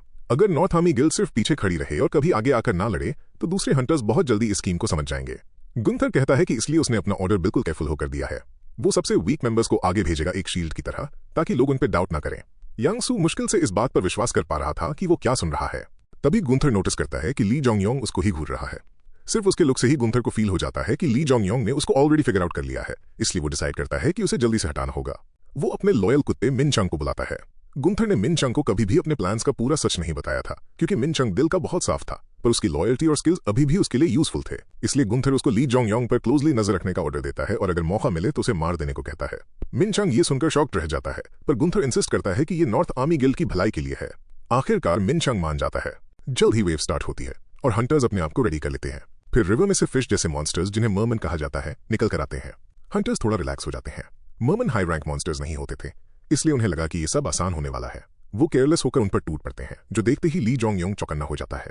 वो वार्न करता है कि वीक मॉन्स्टर्स भी बहुत खतरनाक हो सकते हैं, अगर तुम लोग रेकलेस हो जाओ। वो लोग एक नदी के पास लड़ रहे थे और क्लियरली इस बात का यहाँ बड़ा फर्क पड़ने वाला था। एक सेकंड बाद मर्मन अपने मुंह से high pressure water blast fire करते हैं और आगे की फ्रंटलाइन को पूरी तरह चीर के रख देते हैं। ली जोंग योंग उन्हें इंजर्ड लोगों को पीछे लाने और अपनी जगह होल्ड करने को कहता है। फिर भी वो अभी फाइट में नहीं कूदने का डिसाइड करता है। उसे पहले बैटलफील्ड को रीड करना जरूरी था। तभी कुछ ऐसा होता है जो उसने एक्सपेक्ट नहीं किया था। गुंथर अपने आदमियों को चार्ज करने और एनिमी को वाइप आउट करने का ऑर्डर देता है। नॉर्थ आर्मी आगे बढ़ती है और ली जोंग योंग कंफ्यूज रह जाता है कि गुंथर अभी से ही अपने गिल्ड मेंबर्स का यूज कर रहा है। गुंथर की बूस्टेड लीडरशिप के अंडर नॉर्थ आर्मी आगे पुश करती है और बाकी हंटर्स उनको फॉलो करते हैं। पर लो रैंक मर्मन के सामने आते ही वो लोग ओवरवेल्म होना शुरू हो जाते हैं। एक अटैक काफी था किसी भी नॉर्थ आर्मी हंटर को बैडली इंजर करके बाहर भेजने के लिए। दूर से ऑब्जर्व करते हुए ली जोंग योंग जल्दी ही गुंथर का प्लान समझ जाता है। गुंथर ने बाकियों को शांत करने और उनसे चार्ज करवाने के लिए अपनी गिल्ड के सबसे वीक फाइटर्स को आगे भेजा था। वो उनके लिए बस सैक्रिफिशियल लैम्स थे। फिर भी ली जोंग योंग सोचता है कि ये सिचुएशन उसके डरे हुए सिनेरियो से कहीं ज्यादा बेहतर है, तो वो अपना वेपन ड्रॉ करता है और फाइट में कूदने के लिए रेडी हो जाता है। मिन चंग ली जोंग योंग को मूव करते हुए देखता है और उसे उनकी आखिरी बात याद आती है। उसे पता था कि ली जोंग योंग सही था। नॉर्थ आर्मी गिल्ड कंप्लीटली सड़ चुकी है। उसे ये भी पता था कि अगर ये सब ऐसे ही चलता रहा तो और भी बहुत सारे हंटर्स और गिल्ड मेंबर्स मारे जाएंगे। तभी उसे गुंथर का ऑर्डर और उसकी वफादारी पर किया गया विश्वास याद आता है, जो उसे फिर से हेजिटेट करने पर मजबूर कर देता है। शायद गिल्ड मास्टर का कोई और बड़ा प्लान हो। इससे पहले कि वो अपने ख्यालों को सुलझा पाता, बैटलफील्ड पर अचानक खलबली मच जाती है। बाकी वक्त में देखते रह जाते हैं जब ली जोंग योंग अंदर घुसता है और रूल ऑफ फायर का यूज करते हुए मॉन्स्टर्स को चीरते हुए आगे बढ़ता है। उसका ब्लेड एक के बाद एक मर्मन को काट रहा था और उनकी बॉडीज तेजी से जमीन पर गिरने लगती हैं। पलक झपकते वो काउंटलेस एनिमीज को वाइप आउट कर देता है और सब हंटर्स चैन की सांस लेते हैं कि इतना स्ट्रॉन्ग कोई बंदा उनकी साइड से लड़ रहा था। ज्यादातर लोगों को पता ही नहीं था कि वो कौन है, क्योंकि वो अभी तक ज्यादा वेल नोन नहीं था। मिनचंग तक उसको फाइट करता देख स्टंट था। उसने सोचा था कि ली जोंग योंग बस 10 दिन पहले तक उसके लेवल के बराबर था। तो क्या उसने पहले ही अपनी लिमिट्स को ब्रेक कर लिया था? कुछ देर बाद मैसेजेस अपीयर होते हैं कि करंटली वेव खत्म हो चुकी है। एक छोटा सा रेस्ट पीरियड स्टार्ट होता है। कुछ स्पॉन्सर्स अपने हंटर्स को ब्लेस करते हैं जबकि दूसरे दुश्मनों को हेल्प करते हैं। ली जोंग योंग को एक अलग मैसेज आता है। The sky of apocalypse is extremely pleased with your performance. उसके स्टैट्स सीधा ट्रिपल हो जाते हैं। उसे काफी सारे नए लेवल्स मिल जाते हैं और मर्मन हंटर का टाइटल भी अनलॉक हो जाता है। और सिर्फ इतना ही नहीं, पूरी तरह एग्जॉस्ट होने के बावजूद वो नोटिस करता है कि अब दूसरे स्पॉन्सर्स भी उसमें इंटरेस्ट लेने लगे हैं। The guardian of the long lands और the symbol of the spherical उसे सपोर्ट करना चाहते थे, जबकि the king of the drenched उसकी तरफ हॉस्टिलिटी दिखाता है। ली जोंग योंग सरप्राइज हो जाता है और सोचता है कि क्या वो भी बाकी स्ट्रॉन्गेस्ट हीरोज की तरह मल्टीपल स्पॉन्सर्स गेन कर सकता है। पर द स्काई ऑफ अपोकलिप्स को ये आइडिया बिल्कुल पसंद नहीं आता। वो तुरंत बाकी सबको वहां से खदेड़ देता है और ली जोंग योंग की होप्स वहीं टूट जाती हैं। फिर बाकी हंटर्स उसके पास भागते हुए आते हैं और पूछते हैं कि वो आखिर कौन है, किस गिल्ड से है और कहां से आया है। वो अभी भी अपनी आइडेंटिटी हाइड करके रखता है। इसके बजाय वो उन्हें बताता है कि ये अभी खत्म नहीं हुआ है, अभी बहुत सारी वेव्स आनी बाकी हैं और क्योंकि ये एक ए रैंक गेट है, उन्हें सर्वाइव करने के लिए और केयरफुल होना पड़ेगा। हंटर्स इस बात को एक्सेप्ट करते हैं और अपने ब्रेक को जितना हो सके उतना रिकवर करने में यूज करते हैं। जैसे ही वो अपने ग्रुप्स की तरफ वापस जाते हैं, ली जोंग योंग गुंथर की तरफ देखता है जो उसे खून की प्यासी आंखों से घूर रहा था। ली जोंग योंग उसको बस एक छोटी सी स्मर्क देता है। उसे पहले से ही पता था गुंथर ये प्लान बना रहा था कि सही वक्त पर आके हंटर्स को अपने इशारों पर नचाएगा, पर ली जोंग योंग उसका पूरा प्लान बर्बाद करने वाला था। वो उसके स्कीम की ऐसी बैंड बजाएगा कि एंड में हंटर्स उसके बजाय ली जोंग योंग को ही चूज करेंगे। फिर वो अपना स्टेटस चेक करता है और देखता है कि वो पहले ही लेवल 24 तक पहुंच चुका है। इस डेडली गेट में आने के बाद भी वो काफी खुश लग रहा था और सोच रहा था कि इससे वो लेवल 30 तक आसानी से पहुंच सकता है, जो उसकी आगे की ग्रोथ का बेस बनेगा। और अगर उसने सही पत्ता खेला तो बाकी हंटर्स भी उसे ही फॉलो करना शुरू कर देंगे। जल्द ही वेव्स दोबारा स्टार्ट होती हैं और चौथी वेव आते आते हंटर्स उसे सक्सेसफुली क्लियर कर लेते हैं। पर यहाँ तक कि ली जोंग योंग भी अभी तक काफी थका हुआ लग रहा था। बाकी लोगों की हालत भी काफी बुरी हो चुकी थी और इस बार 4 लोग मारे भी गए थे। ये सब लोगों के दिमाग में डर बिठा देता है कि क्या उनमें से कोई भी सच में इस जगह से जिंदा बाहर निकल पाएगा। ली जोंग योंग काफी गुस्सा था। वो चाहता था कि कोई डेथ्स ना हो, पर वो टेक्निकली रियलिस्टिक नहीं था, इसलिए वो अपना सारा गुस्सा गुंथर और नॉर्थ आर्मी गिल्ड पर निकालता है। वो पूछता है कि वो लोग अभी भी सीरियसली फाइट क्यों नहीं कर रहे हैं। उनकी मेन फोर्स अभी भी बस पीछे आराम से बैठी है और अपनी एनर्जी बचा रही है, और हंटर्स अभी भी इतने बेवकूफ नहीं बने थे कि उन्हें ये नोटिस ना हो। बाकी हंटर्स भी उसका साथ देते हैं। वो इस बात पर पॉइंट आउट करते हैं कि नॉर्थ आर्मी का एक भी मेन मेंबर ना मारा है और ना ही उसे चोट लगी है। ली जोंग योंग गुंथर से कहता है कि अब वो सीरियसली लड़ना शुरू कर दे या एक्सेप्ट कर ले कि वो सिर्फ पीछे बैठकर दूसरों को मरते हुए देखना चाहता है। गुंथर का गुस्से के मारे बुरा हाल था, क्योंकि उसका पूरा प्लान अब बिखर रहा था। डिस्पोजेबल मेंबर्स को वेव्स क्लियर करने के लिए यूज करने का उसका आइडिया पूरी तरह एक्सपोज हो चुका था।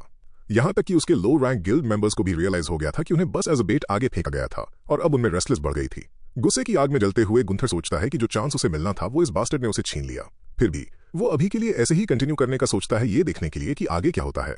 उसकी समझ के हिसाब से उसे अभी भी यही लग रहा था कि ली जोंग योंग और उसके लेवल में एक बहुत बड़ा गैप है और ली जोंग योंग शुरू से ही पूरी बैटल को अकेले खींच रहा है, जिससे वो काफी थक भी चुका था। थोड़ी ही देर में 5th वेव शुरू होती है। इस बार वाटर से एक मिड बॉस भी निकलकर बाहर आता है। ये एक मैसिव वाटर गोलम था और हंटर्स को इस बात का कोई अंदाजा नहीं था कि इतनी बड़ी किसी चीज से कैसे लड़ा जाए। फिर वो वाटर गोलम अपना पहला अटैक करता है। वो एक बहुत बड़ी वाटर कैनन फायर करता है। ली जोंग योंग सबको डॉज करने को चिल्लाता है और जैसे ही वो ब्लास्ट जमीन पर एक गहरा क्रेटर बनाता है, सब लोग बाल बाल बचते हैं। उसकी पावर देखकर सभी हंटर्स पैनिक करने लगते हैं, पर फिर भी वो लोग वापस फाइट बैक करने की कोशिश करते हैं। रेंज्ड हंटर्स अपने एरोस फायर करते हैं, पर वो वाटर गोलम के आर पार निकल जाते हैं। फ्रंट लाइनर्स भी उसे हर्ट नहीं कर पाते। अब हर कोई यही सोच रहा था कि आखिर उस मॉन्स्टर को कैसे हराया जाए जो फिजिकल अटैक्स को इग्नोर कर देता है। तभी ली जोंग योंग अपनी स्पीयर और अथॉरिटी रेडी करके आगे आता है। वो ऊपर जंप करता है और गोलम के फेस पर जोर से स्लैम करता है। इस बार उसे सच में डैमेज पड़ता है। हंटर्स स्टन रह जाते हैं कि उसने एक ऐसी चीज को हर्ट कर दिया जिसे वो लोग टच तक नहीं कर पा रहे थे। वो सोचने लगते हैं कि आखिर ये बंदा है कौन, पर ली जोंग योंग कामली इस ट्रिक को एक्सप्लेन करता है। वो कहता है कि ये गेट मैजिक पावर से ओवरफ्लो हो रहा है, इसलिए अपने आप को रोकने के बजाय उन्हें उस पावर को अपने वेपन्स में डालना होगा। एक आर्चर को याद आता है कि लो रैंक हंटर्स नॉर्मली ऐसा नहीं कर पाते, पर वो फिर भी ट्राई करती है। उसे सरप्राइज करते हुए वो जल्दी ही इस ट्रिक को समझ जाती है और वाटर गोलम पर फायर करती है। इस बार उसका एरो डैमेज डील करता है और बाकी लोगों को भी कॉन्फिडेंस आने लगता है। अब जब उनके अटैक्स काम कर रहे थे तो वो दोबारा से चार्ज कर देते हैं। इस बीच ली जोंग योंग नोटिस करता है कि गोलम स्लोली डैमेज तो ले रहा है, पर वो जानता था कि ये अटैक्स इस जैसे हाई रैंक मॉन्स्टर को मारने के लिए काफी नहीं होंगे। फिर भी उसके पास अपना आखिरी मूव बचा था। वो अपनी स्पीयर में फ्लेम्स को चैनल करता है और गोलम की चेस्ट पर एम करता है। इसे मारने के लिए उसे उसके अंदर की मैजिक कोर को तोड़ना होगा, लेकिन अभी टाइमिंग सही नहीं थी, इसलिए वो एक परफेक्ट ओपनिंग का वेट करता है और जल्द ही वो आ जाती है। वाटर गोलम एक और वाटर कैनन प्रिपेयर करता है, जबकि बाकी सब डॉज करने के लिए इधर उधर भागते हैं। ली जोंग योंग के लिए ये एक परफेक्ट चांस था। उसकी कोर अब एक्सपोज हो चुकी थी। यही उसका शॉट था। वो अपनी पूरी ताकत के साथ अपनी स्पीयर फेंकता है और वो सेकंड्स में गोलम तक पहुंच जाती है। मॉन्स्टर ऑफ गार्ड पकड़ा जाता है जैसे ही स्पीयर उसकी चेस्ट को पियर्स करती है और उसकी कोर को शैटर कर देती है। ली जोंग योंग जीत जाता है और मैसेजेस की एक बाढ़ आना शुरू हो जाती है। उसने मिड बॉस को हरा दिया था और कई स्पॉन्सर्स उसे नोटिस करते हैं। कुछ अमेज थे, जबकि बाकी एक स्पेसिफिक इनकारनेशन पर फोकस कर रहे थे। फिर ली जोंग योंग अपनी स्पीयर को वापस बुलाता है और वो एक बूमरैंग की तरह उड़कर उसके हाथ में आ जाती है। वो कहता है कि ये रिटर्न नाम की एक स्किल है जो उसे तब मिली थी जब उसकी मस्पल स्पीयर लेवल अप हुई थी। वो कैजुअली कहता है कि ये काफी यूजफुल है, जबकि बाकी हंटर्स उसको बस शॉक में घूरते रह जाते हैं। तभी उनमें से एक को न्यूज से एक रूमर याद आता है, एक अजीब हंटर जो एक लंबी स्पीयर और शील्ड के साथ फाइट करता है। वो हंटर कोई और नहीं बल्कि वही मॉन्स्टर्स न्यूबी था जिसे द सुपर रुकी कहा जाता था, और वो अब बिल्कुल उनके सामने खड़ा था। भीड़ खुशी से झूम उठती है। कुछ कहते हैं कि ली जोंग योंग कम से कम एयर रैंक तो होगा ही, जबकि बाकी सोचते हैं कि वो पहले से ही हीरो क्लास बन चुका है। पहली बार उन्हें रिलीफ फील होता है, ये विश्वास होते हुए कि ये सुपर रुकी उन्हें विक्ट्री तक ले जाएगा और सबको जिंदा बाहर निकाल लाएगा। इस बीच ली जोंग योंग अपने मैसेजेस चेक करता रहता है। वो दोबारा लेवल अप हो गया था। गोलम को मारने के रिवॉर्ड्स अर्न किए, जिसमें एक वाटर जेम शामिल था, और उससे one who defeated the water golem की अचीवमेंट भी मिल गई। ऊपर से द स्काई ऑफ अपोकलिप्स उस पर मुस्कुरा रहा था, जिसने उसके स्टैट्स को और भी ज्यादा बूस्ट कर दिया। दूसरे स्पॉन्सर्स भी ली जोंग योंग में इंटरेस्ट दिखाना शुरू करते हैं और वो एक्साइट हो जाता है, ये सोचते हुए कि शायद बाकी हीरोज की तरह वो भी मल्टी स्पॉन्सर्ड बन सकता है। लेकिन पहले की तरह द स्काई ऑफ अपोकलिप्स अपना डिस्प्लेजर दिखाता है और बाकी सब पीछे हट जाते हैं। लगता है किसी को जलन हो रही है। ये देखकर ली जोंग योंग का दिमाग खराब हो जाता है। वो कहता है कि अगर उसके प्लेयर ट्रेड की पावर इतनी स्ट्रांग ना होती तो वो अपने करंट स्पॉन्सर को अभी डिच कर देता। फिर उसे याद आता है कि डीमन किंग ने भी एंड तक मल्टी स्पॉन्सर्स को रिफ्यूज किया था, जिससे उसे रियलाइज होता है कि डीमन किंग इस सेम लिमिट के अंडर कितना क्रेजी स्ट्रांग बन गया होगा। इस बात से डीमन किंग के लिए उसकी रिस्पेक्ट और भी बढ़ जाती है। इस बीच ली जोंग योंग को देखते हुए गुंथर अपने सब्र की लिमिट क्रॉस कर रहा था। उसे समझ नहीं आ रहा था कि ली जोंग योंग इतनी जल्दी इतना स्ट्रांग कैसे हो गया। गुंथर ने सोचा था कि वो बस बी टियर के आसपास होगा, पर अब वो एक ए रैंक की ज्यादा क्लोज लग रहा था। ये ख्याल ही गुंथर को पागल कर रहा था और वो गुस्से से ली जोंग योंग का नाम चिल्लाता है। फिर मिनचांग उसके पीछे आती है और कहती है कि उन्हें अभी आगे बढ़ना होगा। उसे पता था कि ये गुंथर के प्लान का हिस्सा नहीं था और वो कहती है कि वो यहाँ ऐसे ही खड़े नहीं रह सकते जबकि और लोग मर रहे हैं। गुंथर पूरे गुस्से के साथ उसकी तरफ मुड़ता है, पर मिनचांग पीछे नहीं हटती। अगर प्लान फेल हो गया, वो कहती है, तो एक नया बनाओ और एक्ट करो। वो गुंथर को गिव अप करने को भी कहती है। गुंथर जानता था कि इसका क्या मतलब है, ली जोंग योंग को मारने का इरादा छोड़ देना। वो गुस्से से लाल हो जाता है और कहता है कि ये बकवास है। वो किसी नए न्यूबी से नहीं हारेगा। उसने नॉर्थ आर्मी को बनाया है और वो एक ऐसा हंटर बनेगा जो दुनिया को सपोर्ट करेगा। फिर वो अपना वेपन समन करता है और अपनी गिल्ड को अपनी फुल पावर यूज करके इस गेट को क्लियर करने का ऑर्डर देता है। उसकी अथॉरिटी के अंडर गिल्ड मेंबर्स लड़ने के लिए फायर अप हो जाते हैं और गुंथर डिक्लेयर करता है कि एक किंग का प्राइड कभी नहीं झुकता।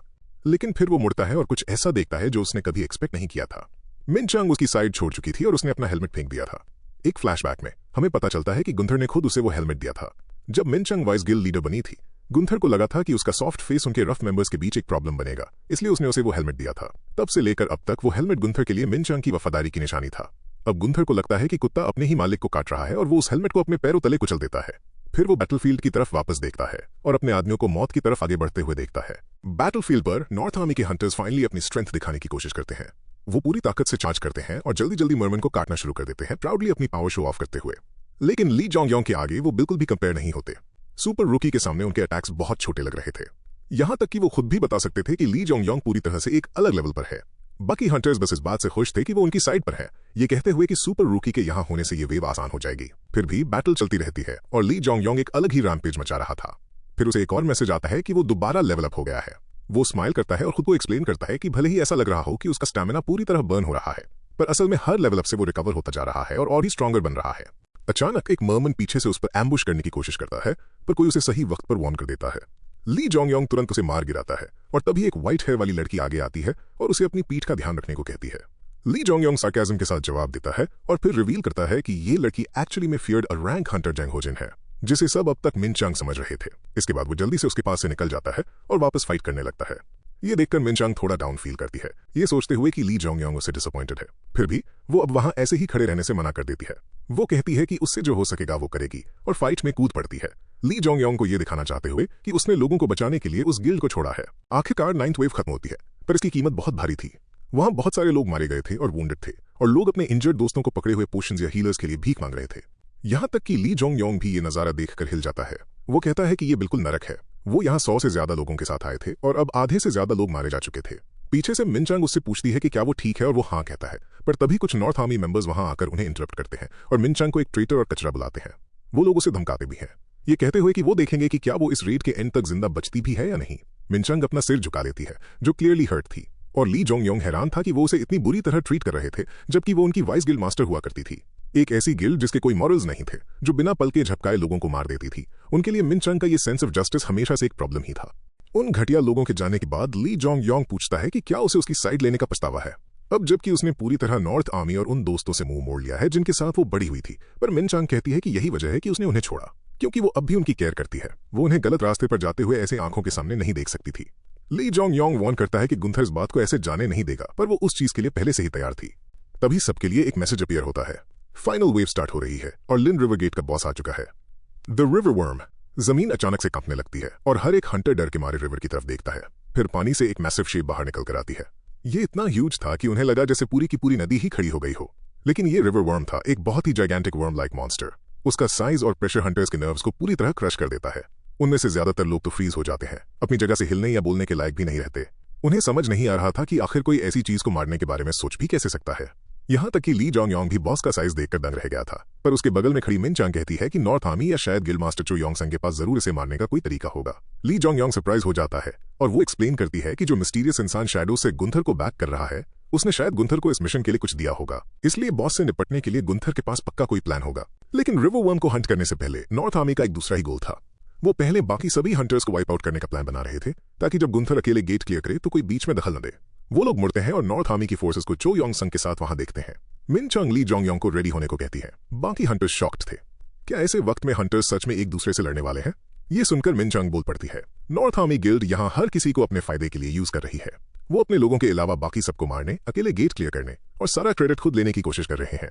वो खुद को नॉर्थ आर्मी की फॉर्मर वाइस गिल्ड मास्टर जंग मिनचांग डिक्लेयर करती है और कहती है कि वो लोग किसी भी सेकंड अटैक कर देंगे। अगर किसी को उसकी बात पर डाउट है तो वो पीछे खड़े होकर देख सकते हैं, क्योंकि एक बार जब वो और ली जोंग योंग गिर गए तो अगला नंबर उन्हीं का होगा। ऐसे मोमेंट पर उसे इतना फर्म खड़ा देखकर ली जोंग योंग इंप्रेस हो जाता है, बिल्कुल वैसा ही जैसा द ड्रैगन स्लेयर से एक्सपेक्ट किया जाना चाहिए।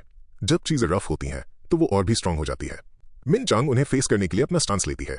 उसकी बात पूरी सुनने के बाद बाकी हंटर्स उनकी हेल्प करने का चूज करते हैं। अगर उन्हें वैसे भी मरना ही है तो वो लोग लड़ते हुए मरना ज्यादा पसंद करेंगे। जैसे ही दोनों साइड्स पावर अप होती हैं, गुंथर बस स्मर्क करता है और इसे एक पॉइंटलेस रेजिस्टेंस बुलाता है।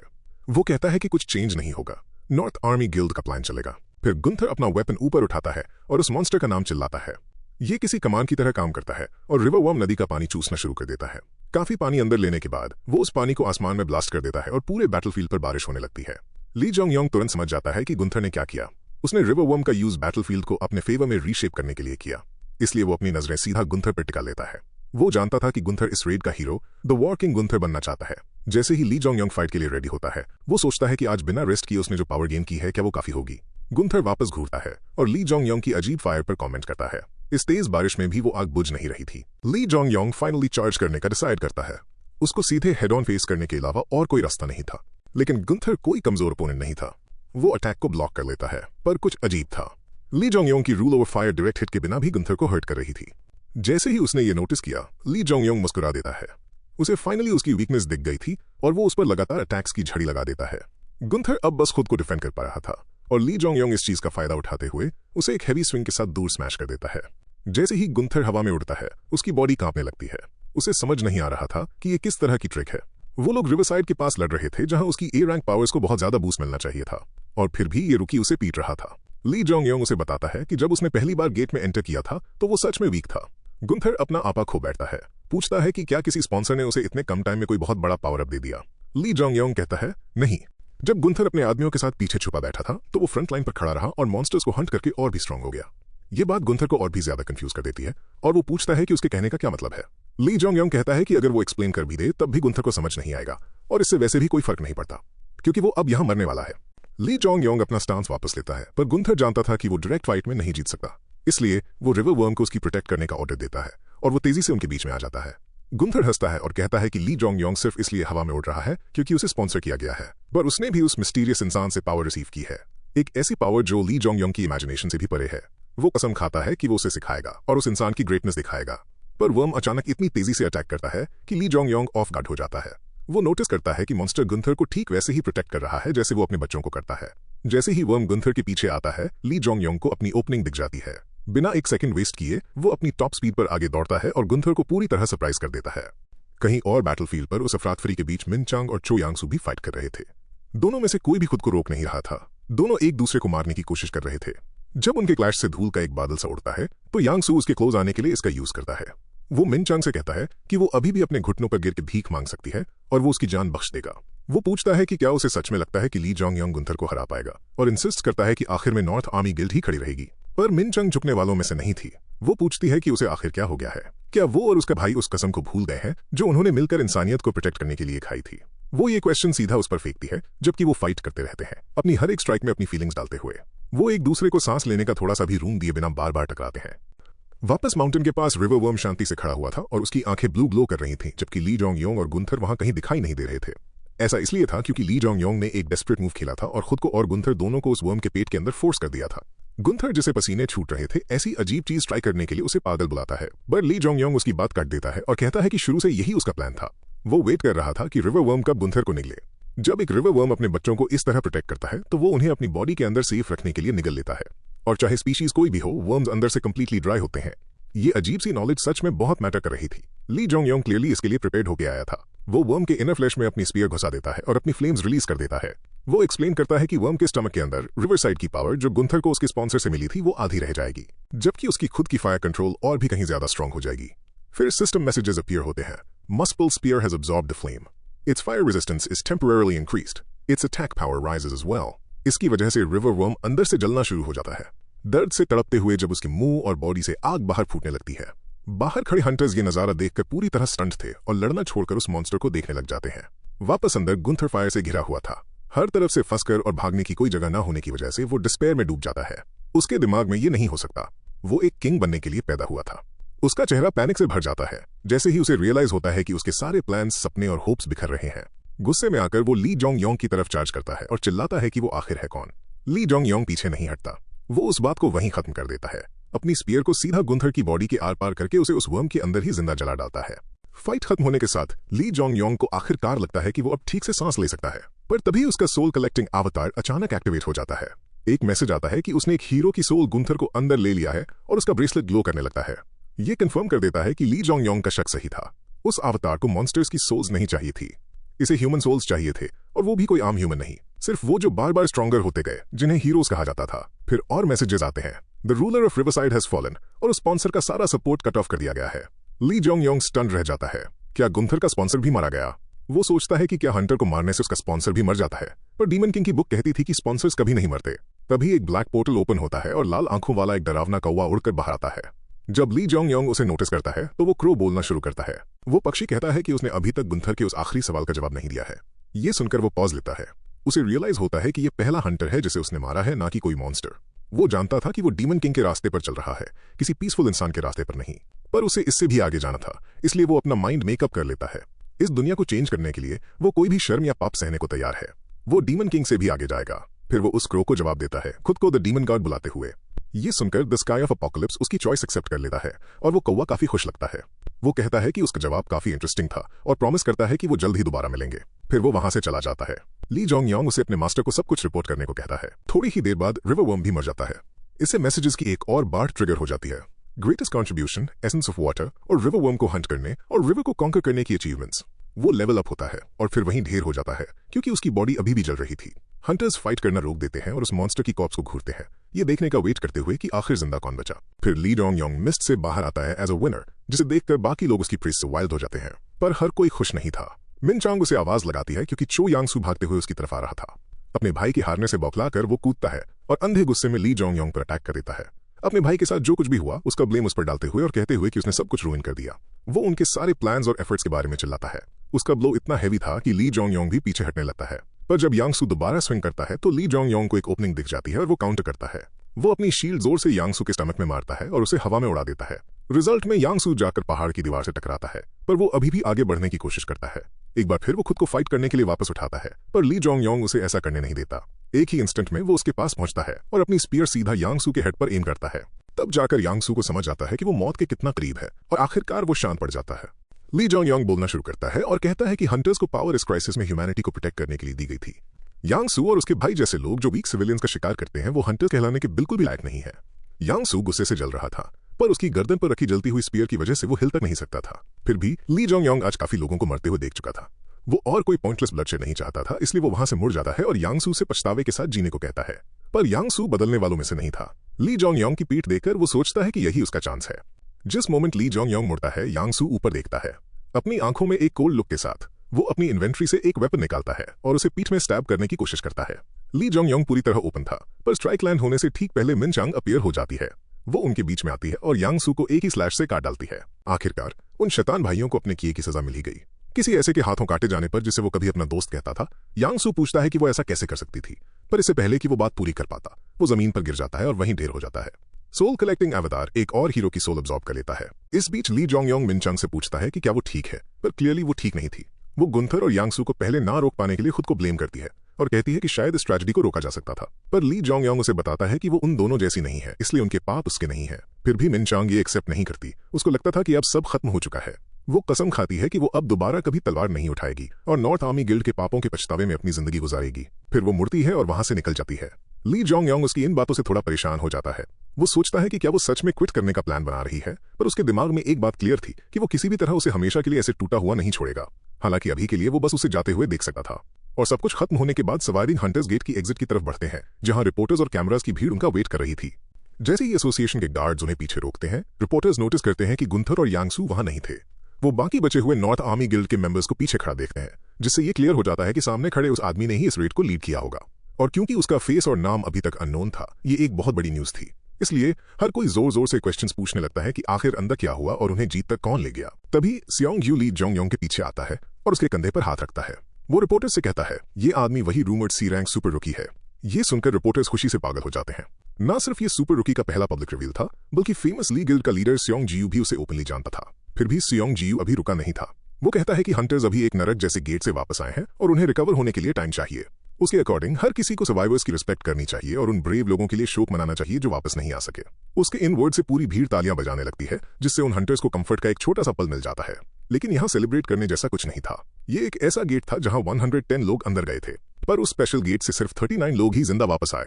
उस लॉस की वजह से ली जोंग योंग के चेहरे पर एक सैड लुक आ जाता है। कहीं और वो काला कौवा जिसे उसने गेट के अंदर देखा था, वो अर्थ पर अपीयर होता है। रिजल्ट में वो अपने मास्टर के पास वापस जाता है, एक आई पैच पहने हुए आदमी के पास, जो अपनी क्रो हुगिन को वापस देखकर खुश होता है। फिर वो क्रो ली जोंग योंग के बारे में जो कुछ भी पता चला था सब रिपोर्ट करता है। वो कहता है कि उसे पहले से पता था कि रिवर वर्म को कंट्रोल किया जा रहा था और उसे गुंथर को एक हीरो बनाने वाले प्लान के बारे में भी सब पता था। वो ऐड करता है कि ली जोंग योंग मॉन्स्टर्स को हंट करके स्ट्रॉन्गर ग्रो होता है और यहाँ तक कि उसने खुद को द डीमन गॉड तक बुलाया।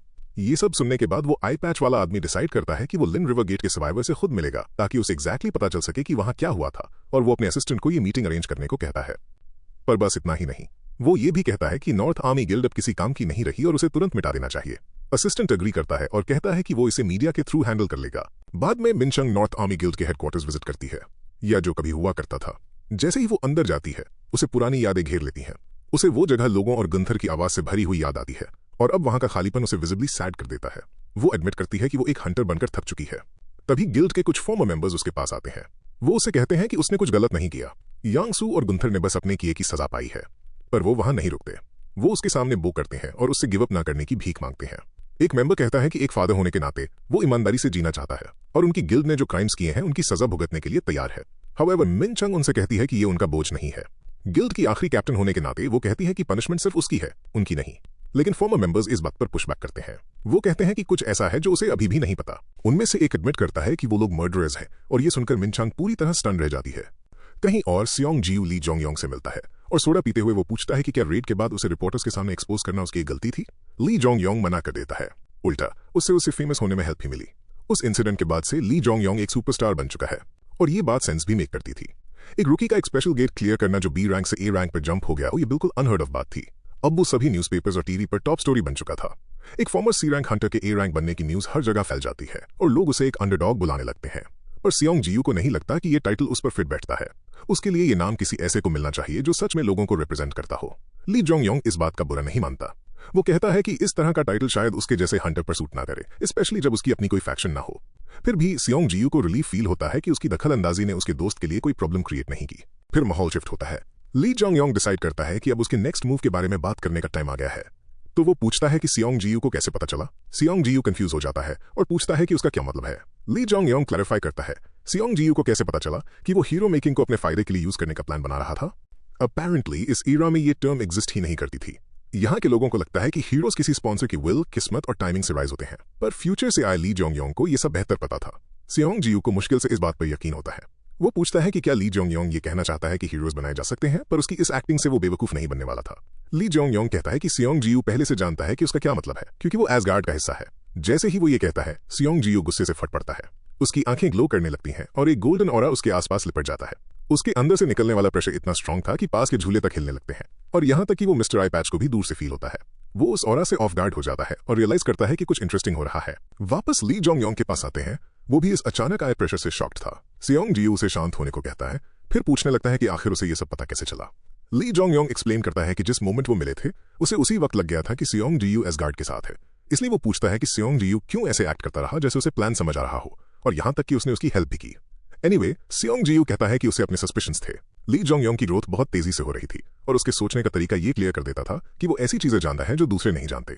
फिर भी ली जोंगयोंग ही वो था जिसने जानबूझकर उसे अपना प्लान देखने दिया। वो पूछता है कि उसे ऐसा क्यों लगता है कि उसने ऐसा किया, पर सियोंग जियू के पास कोई जवाब नहीं था। तो ली जोंगयोंग सच रिवील करता है। वो एसगार्ड को ज्वाइन करना चाहता है, उन पावरफुल हंटर्स के उस हिडन ग्रुप को। ये सुनकर सियोंग जियू स्पीचलेस रह जाता है, जबकि ली जोंगयोंग स्माइल करता है, ये सोचते हुए कि अब असली वॉर स्टार्ट होने वाली है। उसी रात बाद में ली जोंगयोंग मिन चंग को बात करने के लिए बाहर बुलाता है। वो आती है और पूछती है कि वो मिलना क्यों चाहता था। वो स्मॉल टॉक को स्किप करता है और सीधा उसे अपनी साइड ज्वाइन करने को कहता है, पर मिन चंग थोड़ा हेजिटेट करती है। वो कहती है कि उसका रोल लिन रिवर गेट पर ही खत्म हो गया। अब वो नॉर्थ आर्मी गिल्ड, उस फैमिली जिसमें वो विश्वास करती थी और उसके साथ अपना पर्पस भी खो चुकी है। वो ये भी कहती है कि वो इतनी केपेबल नहीं है कि कुछ इंपॉर्टेंट कर सके। ली जोंगयोंग उसकी बात काट देता है और कहता है कि उसकी एक रियल वैल्यू है। वो जानता है कि आगे उसके लिए क्या रखा है, पर मिन चंग कुछ भी सुनने से इनकार कर देती है। गुस्से में कांपते हुए वो कहती है कि वो ऐसे बात करता है जैसे उसे पहले से ही सब कुछ पता हो। फिर वो एडमिट करती है कि वो पहले सही था। नॉर्थ आर्मी गिल्ड कचरा थी और वो भी उस ढेर का एक हिस्सा थी। ली जोंगयोंग को रियलाइज होता है कि उसे इतना चेंज करने के लिए जरूर कुछ बहुत सीरियस हुआ होगा, इसलिए वो पूछता है। तब वो रिवील करती है जो उसे रिसेंटली पता चला था। गिल्ड के अंदर की चीजें उसकी इमेजिनेशन से भी कहीं ज्यादा बुरी थीं। अपने लीडर के ऑर्डर्स को फॉलो करते हुए गिल्ड मेंबर्स काउंटलेस लोगों का मर्डर कर रहे थे, यहां तक कि उन पावरलेस सिविलियंस का भी। ये बात ली जोंगयोंग को अंदर तक हिला देती है, जबकि मिन चंग जमीन पर ऐसे गिर पड़ती है जैसे उसकी पूरी दुनिया उजड़ गई हो। उसे याद आता है कि कैसे गिल्ड ने एक बार एक इनोसेंट सिविलियन को ली जोंगयोंग के खिलाफ झूठ बोलने के लिए धमकाया था, पर बात इससे कहीं आगे तक जा चुकी थी। वो लोग चुपके से उन आम लोगों को मार रहे थे जो उन इंसिडेंट से जुड़े हुए थे, ये प्रूव करते हुए कि गिल्ड मास्टर चो योंग संग सच में नॉर्मल लोगों को कीड़ों की तरह देखता था। इस बीच ली जोंगयोंग रियलाइज करता है कि सिचुएशन उसकी सोच से भी ज्यादा बुरी है। मिन चंग जैसे अपराइट इंसान के लिए ये सच बहुत ब्रूटल था। अगर ये ऐसे ही चलता रहा तो वो फ्यूचर ड्रैगन स्लेयर को उसके राइज होने से पहले ही खो देगा। वो पहले से ही ब्रेकडाउन हो रही थी, इसलिए वो जल्दी से एक प्लान बनाता है और पूछता है कि अगर ऐसी चीज दोबारा हुई तो वो क्या करेगी। गेट्स अपीयर हुए, हंटर्स अवेकन हुए और मॉन्स्टर्स ने उन्हें फॉलो किया। इस तरह की पावर रखने वालों के सामने नॉर्मल ह्यूमंस फाइट बैक नहीं कर सकते। अगर इस तरह का अब्यूज नॉर्थ आर्मी जैसी छोटी गिल्ड में हुआ है तो ये पक्का कहीं और भी हो रहा होगा। वो कहता है कि ये क्राइम शायद हर जगह हो रहे हैं और पूछता है कि क्या वो इन सबको इग्नोर करने का प्लान बना रही है। ये बात उस हिली हुई मिन चंग की आंखें खोल देती है और वो खड़ी हो जाती है, पर ली जोंगयोंग बोलता रहता है। वो कहता है कि वो ये सब रोकना चाहता है और दुनिया के साथ जो भी गलत है उसे ठीक करना चाहता है। वो नहीं चाहता कि जो दर्द वो अभी सह रही है वो कोई और भी सहे। फिर भी मिन चंग कन्विंस नहीं थी। वो पूछती है कि क्या उसे सच में लगता है कि वो इन सबको रोक सकता है। उसकी स्ट्रेंथ और कैरेक्टर को खुद देखने के बाद भी वो कहती है कि उसे इस दुनिया पर रूल करने वाली हिडन पावर के बारे में कुछ नहीं पता। वो मिस्टर आई पैच का जिक्र करती है, ये कहते हुए कि उसके जैसे मॉन्स्टर के आगे दूसरे हंटर्स बस कीड़ों की तरह हैं। और वो एडमिट करती है कि वो उस जैसे किसी को फेस करने के लिए स्ट्रांग नहीं है, और पूछती है कि क्या ली जोंग योंग सच में उसको अपोज करने और दुनिया को बदलने का कोई तरीका जानता है। उस क्रिटिकल मोमेंट पर ली जोंग योंग को रियलाइज होता है कि या तो अब या फिर कभी नहीं, इसलिए वो उसे अपना सबसे डीप सीक्रेट बता देता है। वो फ्यूचर से आया है। वो स्टन रह जाती है, पर वो आगे ऐसे ही बोलता रहता है जैसे ये कोई पागलों वाली बात ना हो। वो कहता है कि कुछ बहुत बड़ा आने वाला है, एक ऐसी तबाही जो बहुत से लोगों को मार देगी और काउंटलेस चीजों को डिस्ट्रॉय कर देगी। जब वो दिन आएगा तो उन्हें नॉर्थ आर्मी गिल्ड की फॉर्मर वाइस गिल्ड लीडर की पावर की जरूरत पड़ेगी। वो उसे याद दिलाता है कि एसोसिएशन उन्हें जल्द ही बुलाएगी। वो उसे कहता है कि उससे वहां मिले और तब तक इन सब के बारे में सोचे। हमारी वीडियो यहीं एंड होती है। अगर आपको पसंद आई हो तो लाइक छोड़ देना। मिलते हैं नेक्स्ट टाइम।